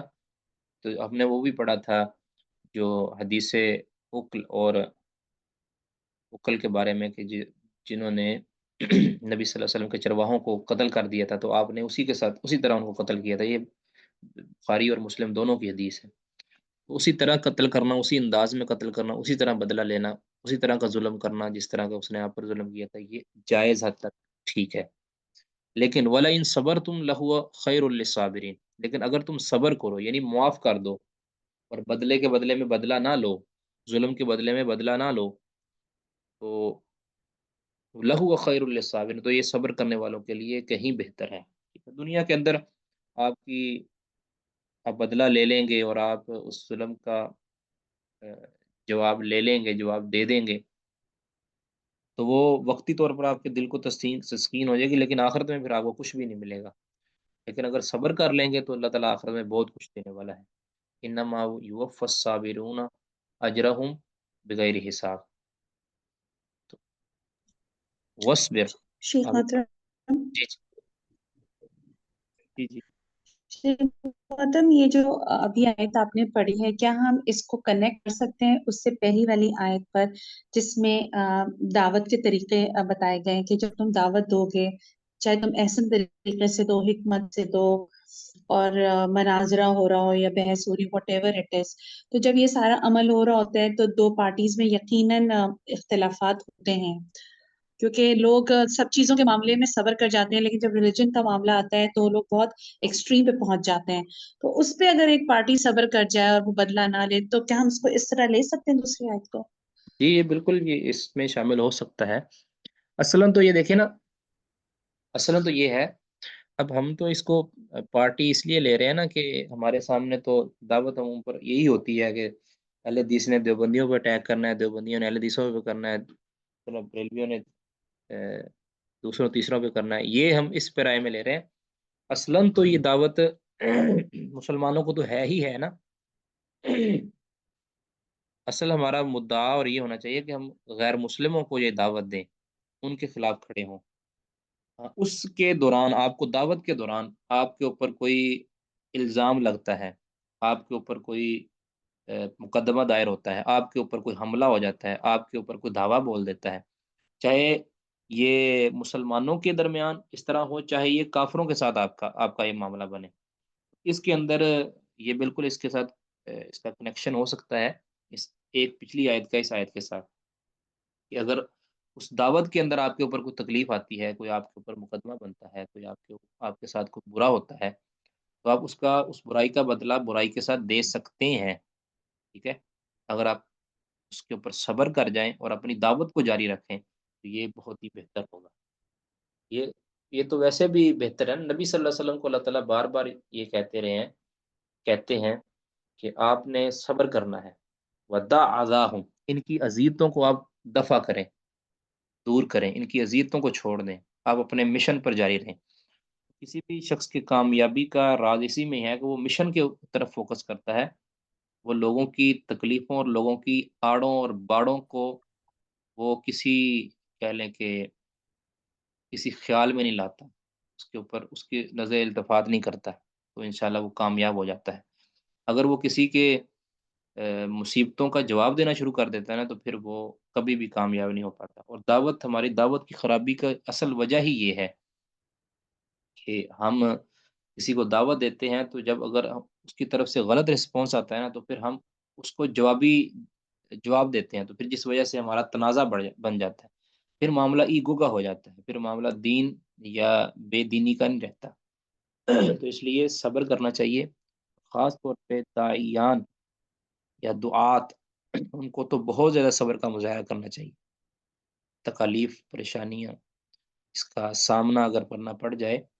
تو اللہ رب العزت سے مدد مانگنی چاہیے۔ ایھا الذین آمنوا استعینوا بالصبر والصلاۃ۔ جی لیکن شیخ محترم، ایک مسئلہ یہ ہو جاتا ہے کہ آپ صبر تو کر لیں لیکن اور یا چپ ہو جائیں، لیکن پھر یہ ہوتا ہے کہ آپ میں پھر ہمت نہیں ہوتی نیکسٹ کہ آپ اس کو کسی کو کسی چیز کی دعوت دے پائیں۔ آپ کے اتنے تجربے خراب ہو چکے ہوتے ہیں کہ آپ کو لگتا ہے آپ جس کو بھی صحیح بات بتائیں گے وہ اس نے اپنے باپ دادا کے دین پہ ہی رہنا ہے، اس نے نہیں ہٹنا ہے ڈگر سے، ان پھر ربک ان آپ ان کی بھی ربک امید ہو جاتی ہے اتنا بول۔ ان ربک هو اعلم بمن ضل عن سبیلہ وهو اعلم بالمهتدین۔ اس میں ہم نے یہی عرض کیا تھا، آپ نے ہار نہیں ماننی، دعوت دیتے رہنا ہے، دیتے رہنا ہے، دیتے رہنا ہے، اسلوب کو چینج کر دینا ہے، کبھی کسی انداز میں، کبھی کسی انداز میں، یعنی آپ کا فوکس اس کو ہر اعتبار سے دعوت پہنچا دینا ہے، ہر اعتبار سے۔ ہاں، اگر وہ پھر بھی نہیں مانتا تو اللہ رب العزت کے ہاں وہ جواب دے گا. آپ کا کام ہے دعوت دینا صرف، اور کوشش یہ ہونی چاہیے کہ میری دعوت کسی نہ کسی طریقے اس کے اوپر افیکٹ کرے، اس کے اوپر اثر کرے. اور اگر ہم ایک بار دو بار دعوت دے کے تھک جائیں گے، یا یہ سمجھیں گے کہ اگر یہ میری بےزتی کرتا ہے تو میری بےزتی ہوتی ہے، تو میں اپنی عزت کو بچانے کے لیے اس سے بچ جاؤں، پھر یہ یعنی اس طرح پھر وہ نا دعوت دینی پڑتی.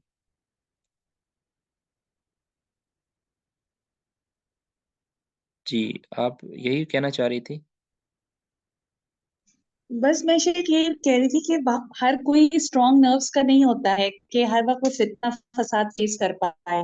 کہ اگر وہ ایک بات بولے تو اس کو 10 سننے کو ملے.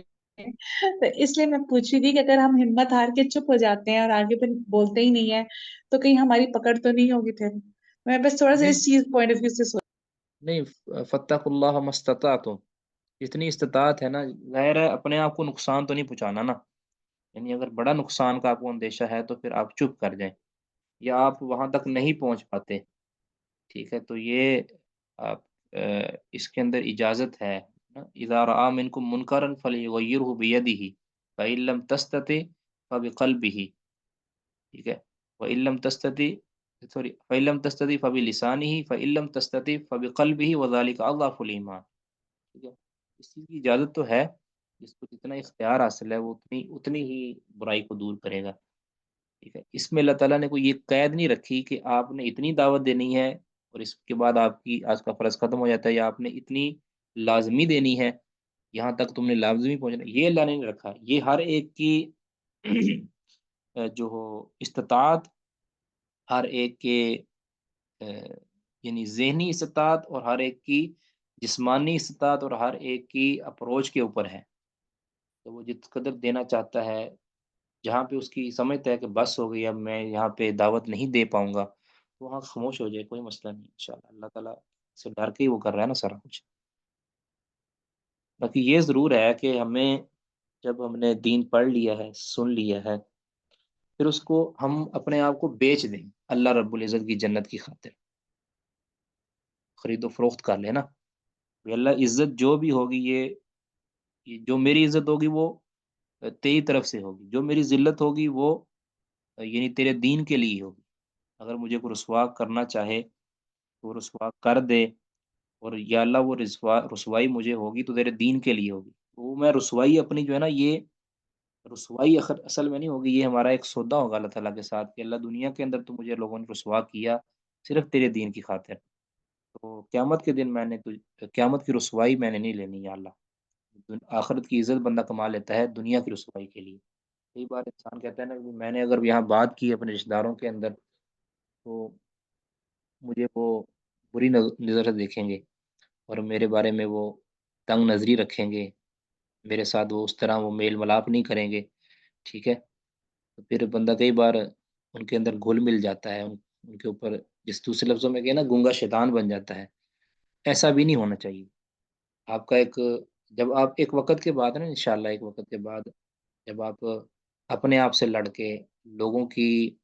خواہشات سے لڑیں گے نا انشاءاللہ، تو ایک وقت کے بعد آپ ایک باروب شخصیت بن جائیں گے. باروب، باروب مطلب آپ سے لوگ گھبرائیں گے بھی یار، ان سے بچ کے رہنا ہے. کئی دفعہ بھی بندہ بھی گناہ بھی ان کے سامنے نہیں کرنا، یہ کیونکہ یہ ہمیں منع کر دیں گے. ٹھیک ہے، یہ کام نہیں کرنا، یہ منع یعنی سٹینڈ لینا پڑے گا آپ کو، دوسرے لفظوں میں کہیں نا. تو کچھ سٹینڈ وقتی طور پہ نقصان ہوتے ہیں، لیکن ایک وقت کے بعد اس کا فائدہ مل جاتا ہے. تو مجھے یاد ہے کہ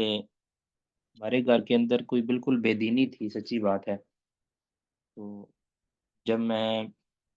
فرسٹ ایئر تھا میرا مدرسہ کے اندر، اللہ تعالیٰ نے سمجھ دی، ہدایت دی، اللہ کا شکر ہے. تو ہمارے کزن کی شادی تھی، تو اس شادی پر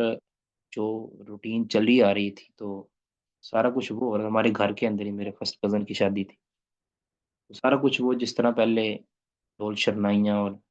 یعنی بہت خرابیاں، اللہ تعالیٰ معاف کرے. مجھے یاد ہے کہ میں نے بالکل چھوٹا تھا، میں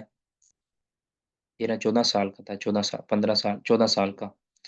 میں نے صرف یہ کہا کہ بھی میرے پڑھنے کا کوئی فائدہ نہیں ہے، جب تک کہ آپ یہ کریں گے. اور مجھے یاد ہے کہ مجھے وہ آنسو ابھی بھی مجھے اپنے یاد ہے. میں نے رونے لگ گیا تھا ان سب کے سامنے کہ میں نے کبھی مجھے میرے پڑھنے کا کوئی فائدہ مجھے نہیں ہوگا اگر آپ نے یہ کام کیا. تو آپ دیکھیں اللہ کی توفیق سے وہ سارا کچھ جو انتظام ہوا تھا شر کا،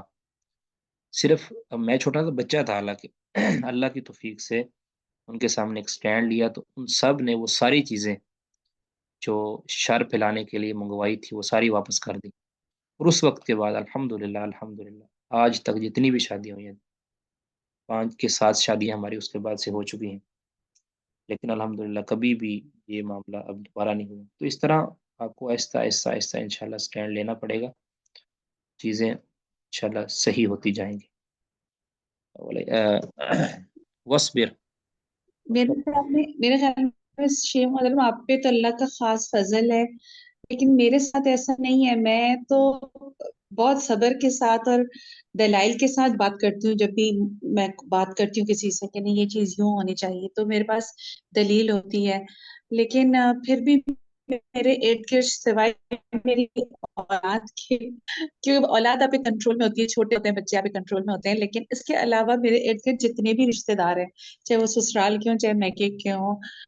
بالکل ڈفرنٹ اس پر ہیں. میرا بہت زیادہ صبر کی ضرورت ہوتی ہے. مجھے کوئی بولنا تو مسئلہ بہت ہی نہیں مشکل ہے، اگر ہے. بول لوں تو شاید کچھ اور آپ نے پرابلمز ہو آپ جائیں. نے آپ نے دیکھا ہے نا، پیچھے ہم نے اس کتاب توحید کے اندر پڑھا تھا کہ ایک نبی ایسا بھی تھا جس کا کوئی امتی نہیں تھا، اس کی بات کسی نے بھی نہیں مانی. تو اس کا ایک قصور اس کے اندر کسی نبی کا نہیں ہے. اور ایسا نہیں ہے کہ ان کے اوپر اس نبی کے اوپر اللہ کا فضل نہیں تھا، اللہ کا فضل تھا، لیکن اللہ کا فضل ان پر نہیں تھا کہ جنہوں نے بات نہیں مانی. ٹھیک ہے، اس لیے آپ اپنا جو آپ کے اوپر فرض عائد ہے اللہ تعالیٰ نے کیا ہے دعوت کا، وہ جاری رکھیں. کوئی مانتا ہے تو فبیہا، اگر کوئی نہیں مانتا آپ اس پر آپ لست علیہم بمسیطر، آپ ان پر مسیطر نہیں ہیں. ٹھیک ہے، آپ کا صرف کام ہے دعوت دینا، اور کشادہ ظرفی کے ساتھ دعا کریں اور اس نیت کے ساتھ کریں انشاءاللہ. کئی بار ہم ایسا ہو جاتا ہے نا کہ 1 بار 2 بار 3 بار دعوت دیتے ہیں تو ہمارا دل جو ہے نا وہ تنگ ہوتا جاتا ہے کہ اب اس کے لیے واپس آنا یا اس کے لیے دعوت کو قبول کرنا یہ مشکل ہے. تو پھر ہم اس جذبے کے ساتھ دعوت نہیں دے پاتے. تو ہمیں چاہیے کہ ہم پہلے سے زیادہ جذبے کے ساتھ دعوت دیں. اگر مخالف سمت سے کوئی تکلیف آتی بھی ہے اس کو یعنی اللہ کی رضا کے لیے برداشت کریں، اس کا کوئی جواب نہ دیں ذرا بھی. ہاں اگر آپ کے اوپر کوئی ایسا اشکال اٹھایا گیا ہے کہ جو اس اشکال کو آپ بہتر سمجھتے ہیں کہ اس کا جواب دیا جائے، اس کو آپ جواب دے دیں، لیکن اس کے علاوہ کسی بھی چیز کا آپ جواب نہ دیں. اور ایک وقت کے بعد انشاءاللہ وہ آپ کے گرویدہ ہو جائیں گے انشاءاللہ، اللہ نے چاہا تو. باقی آپ کے اوپر فرض انشاءاللہ آئے جو تھا وہ آپ جزاک ادا اللہ. کر رہے ہیں تو اللہ تعالیٰ انشاءاللہ دیکھ رہا ہے. وصبر، اور صبر کیجئے. وما صبرک الا باللہ، اور آپ کا صبر نہیں ہے مگر اللہ کے ساتھ، اللہ کی مدد سے. یعنی آپ نے صبر سے کام لینا ہے. اب آپ نے صبر جو کر لیا ہے، یا اگر صبر اللہ تعالیٰ نے آپ کو توفیق دے دی ہے تو اس میں بھی آپ کا کوئی بڑا کمال نہیں ہے، یہ اللہ کی مدد سے ہی آپ ولا تحزن علیہم، اور ان پر غمگین نہ ہو، یعنی جو آپ کی دعوت کو قبول نہیں کرتے ان پر غمگین نہ ہو. ولا تک فی ضیق مما یمکرون، اور نہ آپ ہوں کسی تنگی کے اندر ان یعنی ان چیزوں کے بارے میں کہ جو یہ مکر کرتے ہیں، یہ جو سازشیں کرتے ہیں، اس بارے میں آپ نے کسی تنگی کا شکار نہیں ہونا. ٹھیک ہے. اب اگلے والی آیت جو ہے یہ بہت ہی مفید ہے ہمارے لیے، ہماری دعوت کو مضبوط کرنے کے لیے اور ہمیں اپنی حوصلہ افزائی کرنے کے لیے. ایک تو اللہ تعالیٰ نے کہا ہے کہ آپ کسی تنگی کے اندر مبتلا نہ ہوں. ان اللہ مع الذین اتقوا والذین هم محسنون،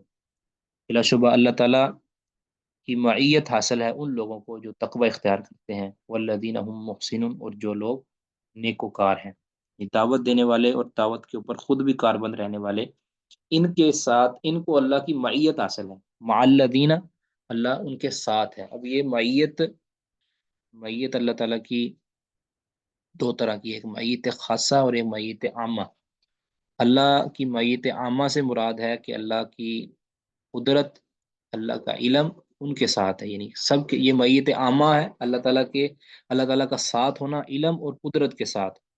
یعنی علم اور قدرت کے اعتبار سے اللہ تعالیٰ ہر ایک کے ساتھ ہے، ہر شے کے، ہر جاندار بے جان، مسلمان کافر، ہر ایک کے ساتھ ہے اللہ تعالیٰ، ٹھیک ہے، یعنی اللہ کی نگاہ کے اندر ہے ہر کوئی، اللہ کے علم سے باہر نہیں ہے، اللہ کے احاطہ سے، اللہ کی قدرت اور پکڑ سے باہر نہیں ہے، ٹھیک ہے، یہ تو ہے معیت عامہ۔ ایک ہے معیت خاصہ، جس کی مراد ہوتی ہے کہ اللہ کی نصرت، اللہ کی تائید اور اللہ کا کرم و فضل، اللہ کی رحمت ان لوگوں کے ساتھ، جس طرح ہے نا، ثانی اثنین اذ ہما فی الغار اذ یقول لصاحبہ لا تحزن ان اللہ معنا، سورۃ توبہ کے اندر، کہ اللہ تعالیٰ ہمارے ساتھ ہے، یعنی اللہ کی نصرت، اللہ کی تائید، اللہ کا کرم و فضل، اللہ کی رحمت و توفیق یہ ہمارے ساتھ، تو اللہ تعالیٰ فرما رہے ہیں کہ مومنوں اور متقین کے ساتھ میں ہوں، ان کی تائید میں ہوں، اور جو محسنین ہیں ان کے ساتھ ہوں۔ تو یہ ہماری آیت بھی مکمل ہوئی، اور یہ دعوت یعنی ہماری صورت بھی مکمل ہوئی۔ جی اس حوالے سے کسی نے کوئی بات کرنی تو کر لیں۔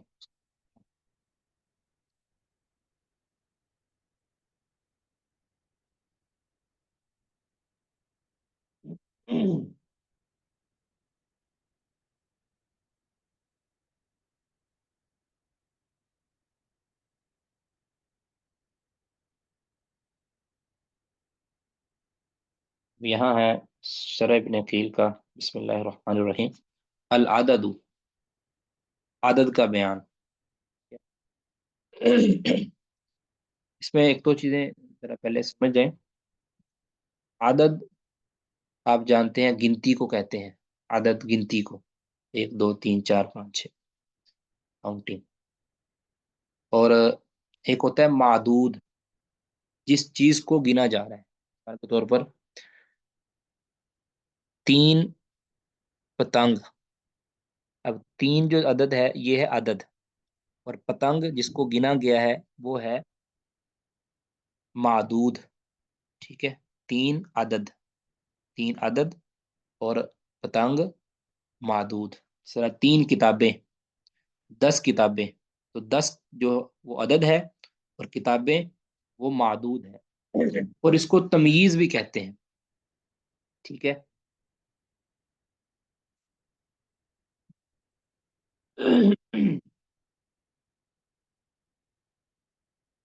تمییز بھی کہتے ہیں، یعنی جو معدود ہوتا ہے اس کو تمییز بھی کہتے ہیں،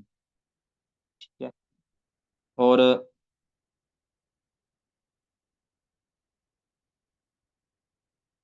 اس کو ممیز بھی کہتے ہیں، ممیز یعنی معدود کو ممیز بھی کہتے ہیں، یعنی کسرہ کے ساتھ، اور جو عدد ہوتا ہے اس کو ممیز بھی کہتے ہیں، ممیز فتح کے ساتھ، مفعول اور فائل کا فرق ہے، اسم فائل اور اسم مفعول، ممیز اور ممیز، بس یہ چیزیں تھوڑی سی ذہن میں رکھیں۔ یہاں اب اس سبق کے اندر نا ہمیں جو بتایا جائے گا کہ آپ نے جو عدد کا استعمال کرنا ہے یہ کس طرح کرنا ہے، اس کا مادود کا اعراب کیا ہوگا، عدد کس طرح آئے گا، یہ ساری چیزیں، اس کے قواعد کیا ہیں، یہ ہمیں پڑھنے ہیں انشاءاللہ۔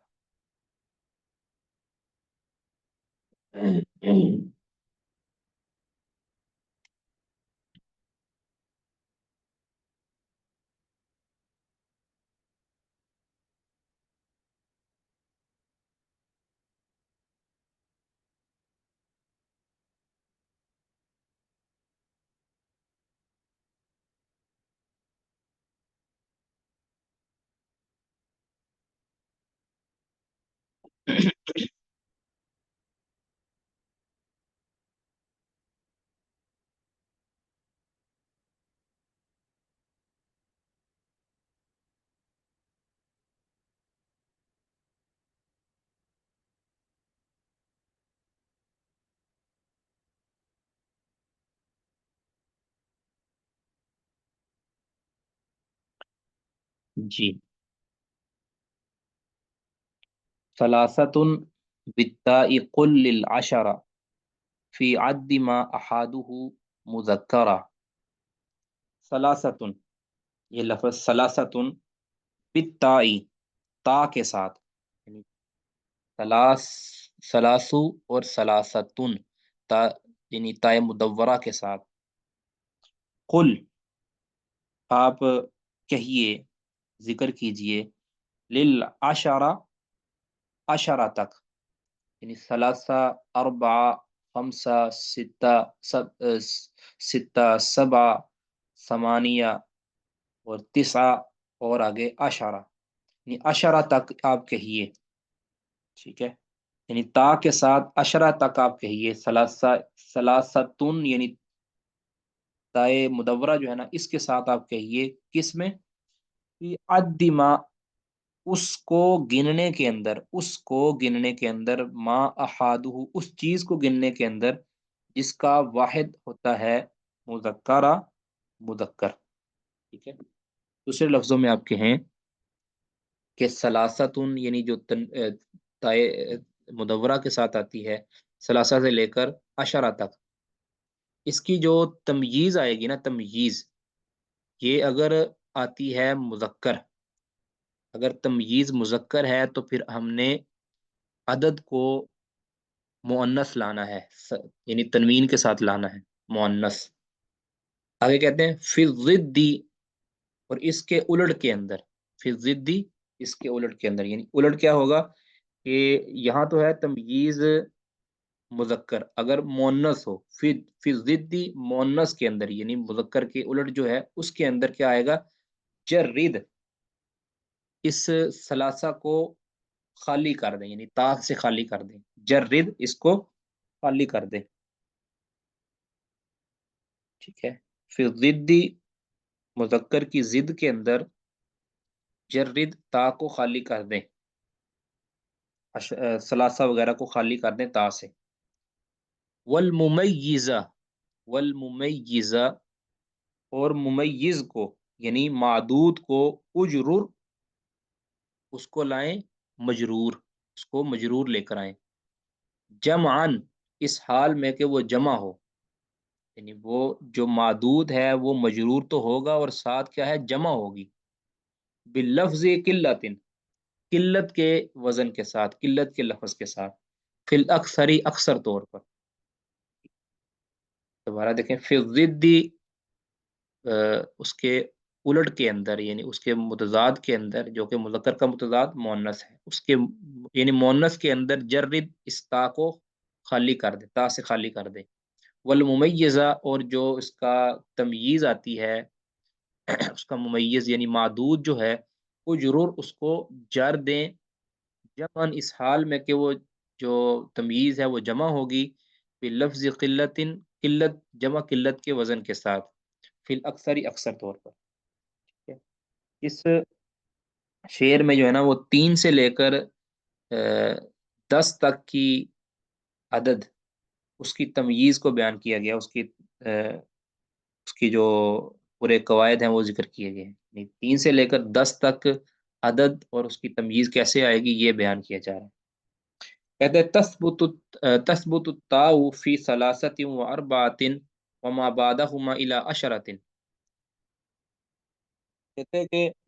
ता को साबित रखा जाएगा, फी सलासतिन, सलासा, अरबा, खमसा, और इसके बाद जो आने वाले यानी अशरा तक, अशरा समेत 3 से लेकर 10 तक की के अंदर ता को साबित रखा जाएगा, यानी ता के साथ पढ़ा जाएगा। कब? इन कान अल मादूद बिहिमा मुज़क्करा, अगर मादूद मुज़क्कर हो, यानी तमयीज़ अगर मुज़क्कर है तो फिर अदद के अंदर क्या आएगा? अ, अगर अदद मुअन्नस होगी, अगर मादूद मुज़क्कर है, अदद क्या है? उलट, यानी बरअक्स होगी। अगर 3 से लेकर 10 तक अगर अदद को आपने देखना है, वो तमयीज को देखना है, अगर तो वो मुज़क्कर है तो अदद आपने ले आना है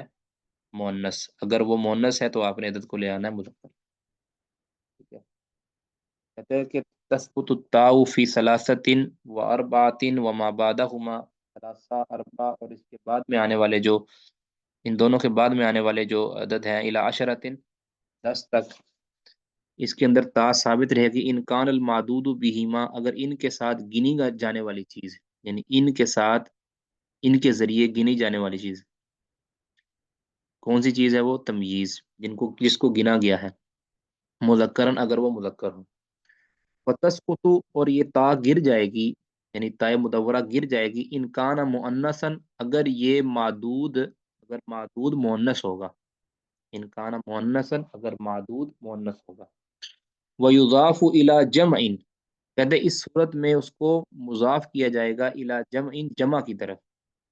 ٹھیک ہے، یعنی اس کو معدود ہوگا جو وہ ہوگا جمع، اور وہ مضاف الیہ بنے گا، ٹھیک ہے، وہ یضاف، اور اسے اس کو مضاف کیا جائے گا کہ عدد کو مضاف کیا جائے گا الی جمع، جمع کی طرف،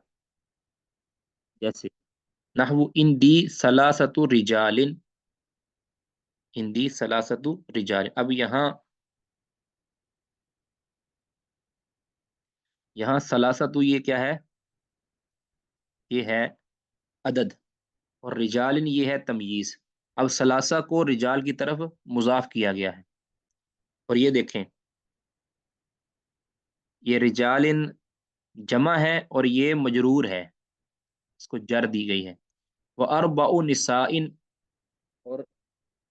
اب یہاں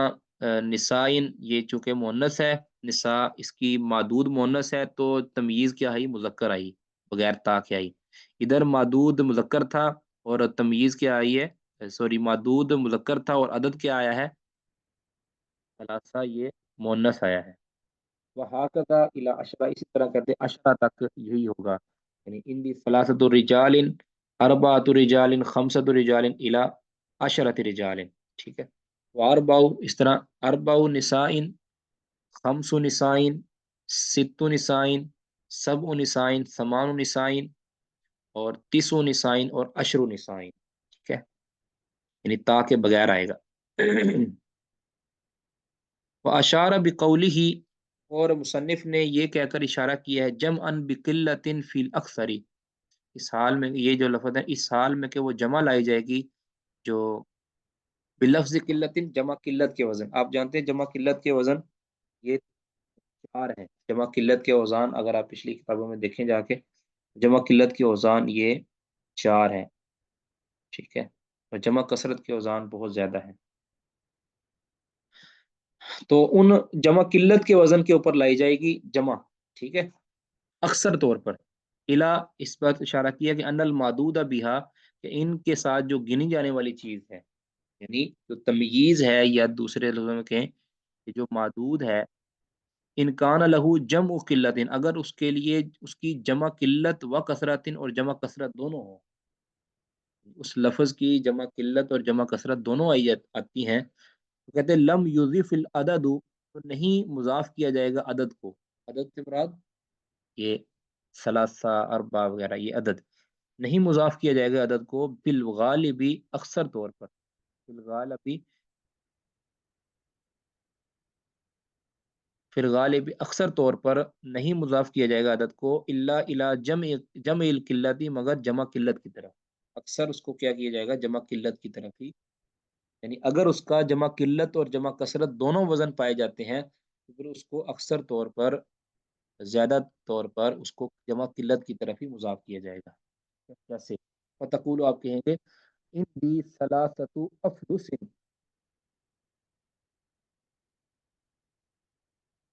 ان دی ثلاثۃ افلس، اب افلس یہ جمع قلت کا وزن ہے، افعل جمع قلت کا یہ وزن ہے، والثلاث انفس، اب یہ جمع قلت ہے،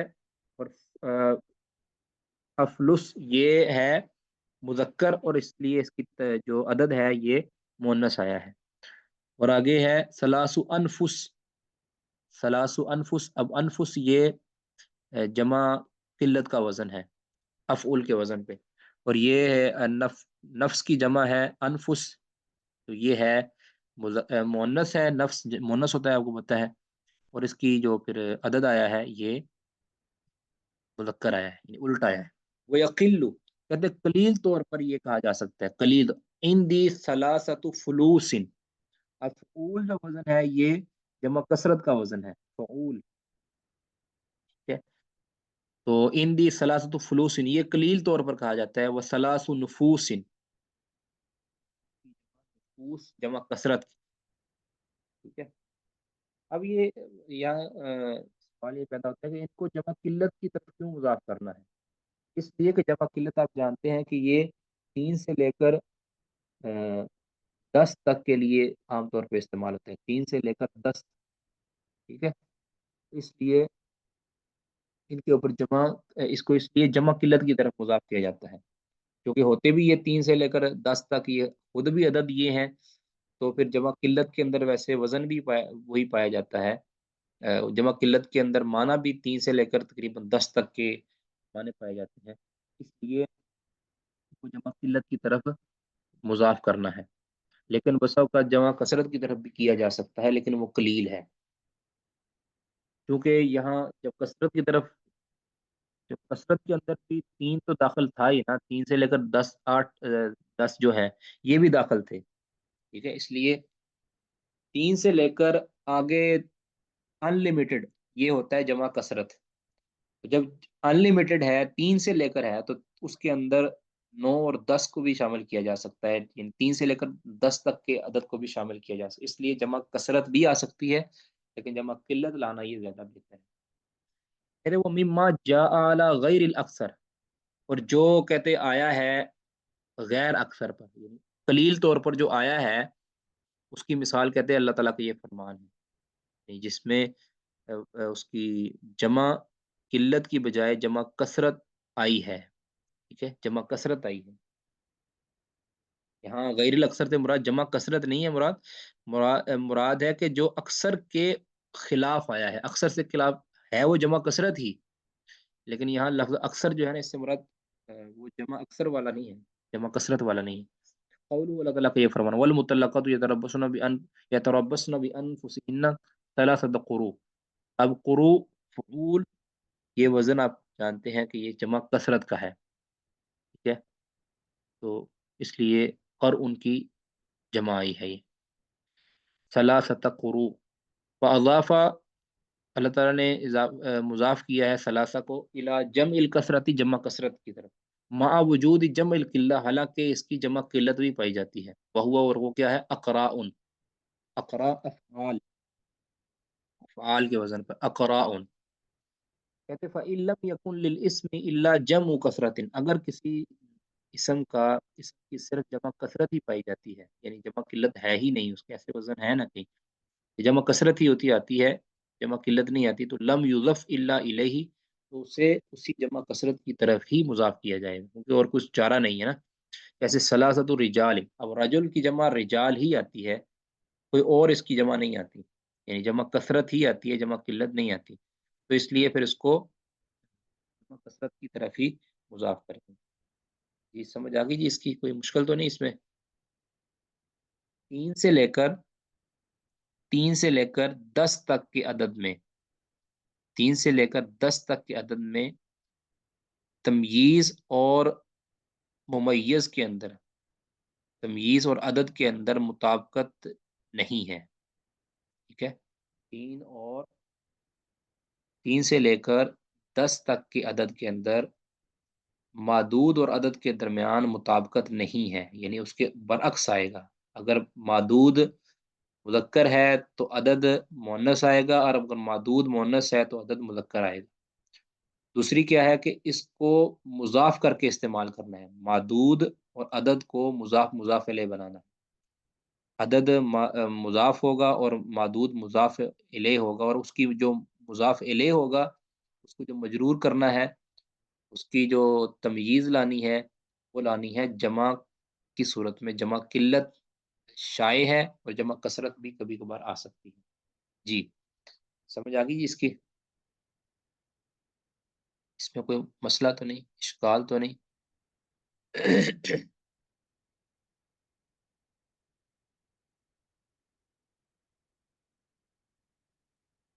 वाज़े है जी, आगे देखें जी।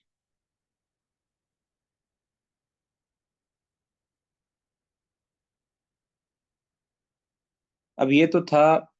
3 سے لے کر 10 تک کی عدد کی بارے میں کچھ انہوں نے قواعد بتا دیے، باقی آگے بھی آئیں گے جا کے، لیکن اب یہاں آگے بیان کیا جا رہا ہے مئہ اور الف کے بارے میں، یعنی 100 اور جو 1000 کی گنتی ہے نا اس کے بارے میں، مئہ و الف کہتا ہے وَمِئَةً وَالْأَلْفَ، اور مئہ اور الف یہ للفردی اضف، للفردی اس کو مفرد کی طرف مضاف کریں، للفردی مفرد کی طرف اضف مضاف کریں، وَمِئَةٌ اور مئہ کا لفظ بالجمع جمع کے لیے نظراً کبھی کبھار قد ردف پہلے آ جاتا ہے، یعنی اس کے پیچھے لگایا جا سکتا ہے، اور مئہ قد بالجمع نظراً کبھی کبھار جمع کے ساتھ قد ردف اس کے پیچھے لگایا جا سکتا ہے، یعنی اس کی مئہ اور الف کی جو تمییز ہے، اس کا جو معدود ہے یہ مذکر آئے گا، مذکر آئے گا، نہیں سورہ مفرد آئے گا، مذکر نہیں مفرد آئے گا، اور اس کو مضاف الیہ بنائیں گے، مئہ اور الف کے لفظ کو مضاف کریں گے، اور آگے اس کی جو تمییز اور اس کا معدود وہ مضاف الیہ ہوگا، اور ہوگا وہ مذکر، اس کا مضاف الیہ ہوگا، اس طرح پیچھے ثلاثہ سے لے کر عشرہ تک مضاف اور مضاف الیہ تھا، لیکن اس کا فرق یہ تھا کہ اس کی جو تمییز تھی وہ جمع قلت یا جمع کثرت آنی تھی، ادھر ہے مفرد آئے گی، ٹھیک ہے، لیکن الف کو تو ہر صورت مفرد ہی آنی ہے، لیکن مئہ کی کبھی کبھار اس کی جو تمییز ہے وہ جمع بھی آ جاتی ہے، ٹھیک ہے، جس کو ہم پڑھتے ہیں قد سبق کا کہتے ہیں یہ پہلے گزر چکا ہے کہ ان ثلاثہ کا لفظ وما بعدها الى عشرہ، اور اس کے بعد ثلاثہ سے کے بعد عشرہ تک کے جو عدد ہیں لا تضاف الا الى جمع، وہ جمع کی طرف ہی مضاف ہوتے ہیں، وذکر ہونا، اور یہاں مصنف نے ذکر کیا کہ ان مئۃ و الفا، کہ مئہ اور الف من الاعداد المضافتی یہ بھی مضاف ہونے والے اعداد میں سے ہیں، یعنی جن کو مضاف کیا جاتا ہے، وَأَنَّهُمَا لَا يُضَافَانِ، اور یہ نہیں مضاف ہوتے مگر الی مفرد، مگر مفرد کی طرف، یعنی فرد واحد کی طرف ہوتے، نحو جیسے اندی مئۃ رجل، ٹھیک ہے، مئۃ رجل 100 بندے ہیں میرے پاس، وَأَلْفُ دِرْہَمٍ، اور اب دیکھیں رجل یہ واحد ہے اور درہم یہ بھی واحد ہے، اور ان کا جو عدد ہے وہ مئہ ہے اور دوسرے کا عدد ہے الف ہے، ٹھیک ہے، وَوَرَدَ إِضَافَةُ مئہ الى جمع قلیلا، اور وارد ہوا ہے مئہ کا مضاف کرنا، مئہ کو مضاف کرنا یہ وارد ہوا ہے الى جمع جمع کی طرف قلیلا بہت کم، یعنی مئہ لفظ یہ کبھی کبھار جمع کی طرف بھی مضاف ہو جاتا ہے، ومنہ قراءۃ حمزہ و کسائی، اسی سے حمزہ اور کسائی رحمہم اللہ کی قراءت ہے اس آیت کے اندر، وَلَبِثُوا فِي كَهْفِهِمْ 300 سنین، ٹھیک ہے، مئۃ سنۃ بھی ہے اور سنین بھی ہے، ان کی قرآت کے اندر سنینا، یہ دیکھیں سنین یہ سند ان کی جمع ہے، اور یہ جمع مضاف الیہ ہے مئہ کی، ٹھیک ہے، کہتے ہیں بِإِضَافَةِ مئۃ الی سنین، مئہ کو سنین کی طرف مضاف کرتے ہوئے، کہتے ہیں والحاصل، حاصل کلام یہ ہے کہ ان العدد المضاف علی قسمین، وہ عدد جو مضاف کیا گیا ہے علی قسمین اس کی 2 قسمیں ہیں، عدد مضاف کی 2 قسمیں ہیں،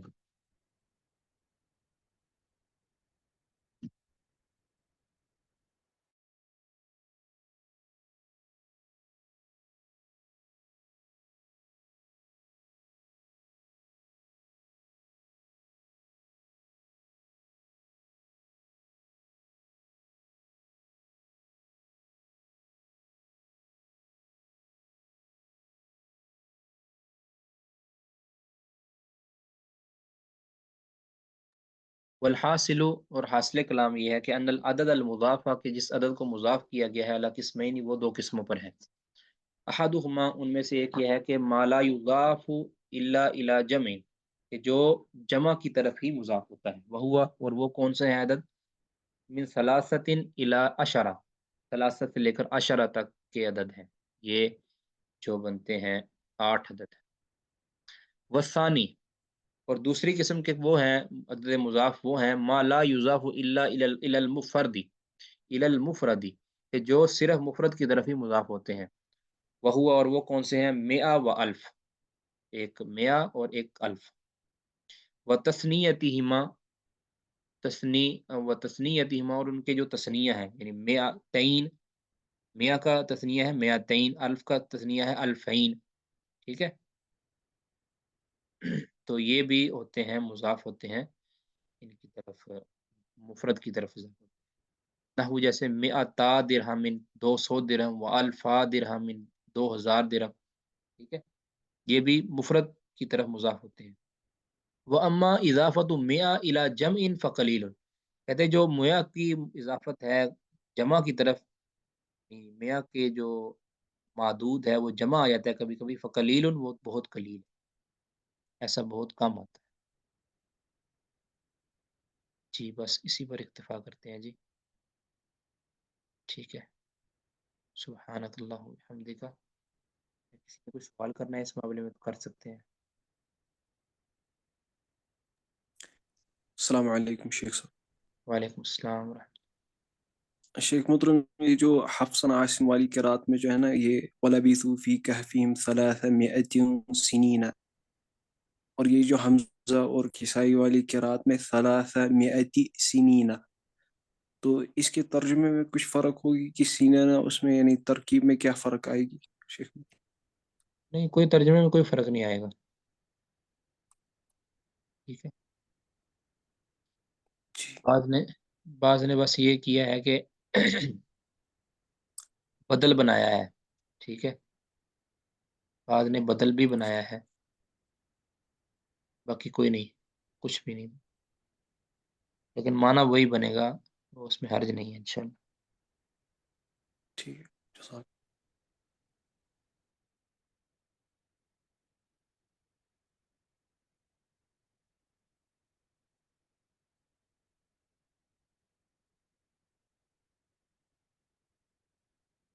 جی سبحانک اللہ وبحمدک، اشہد ان لا الہ الا انت، استغفرک و اتوب الیک۔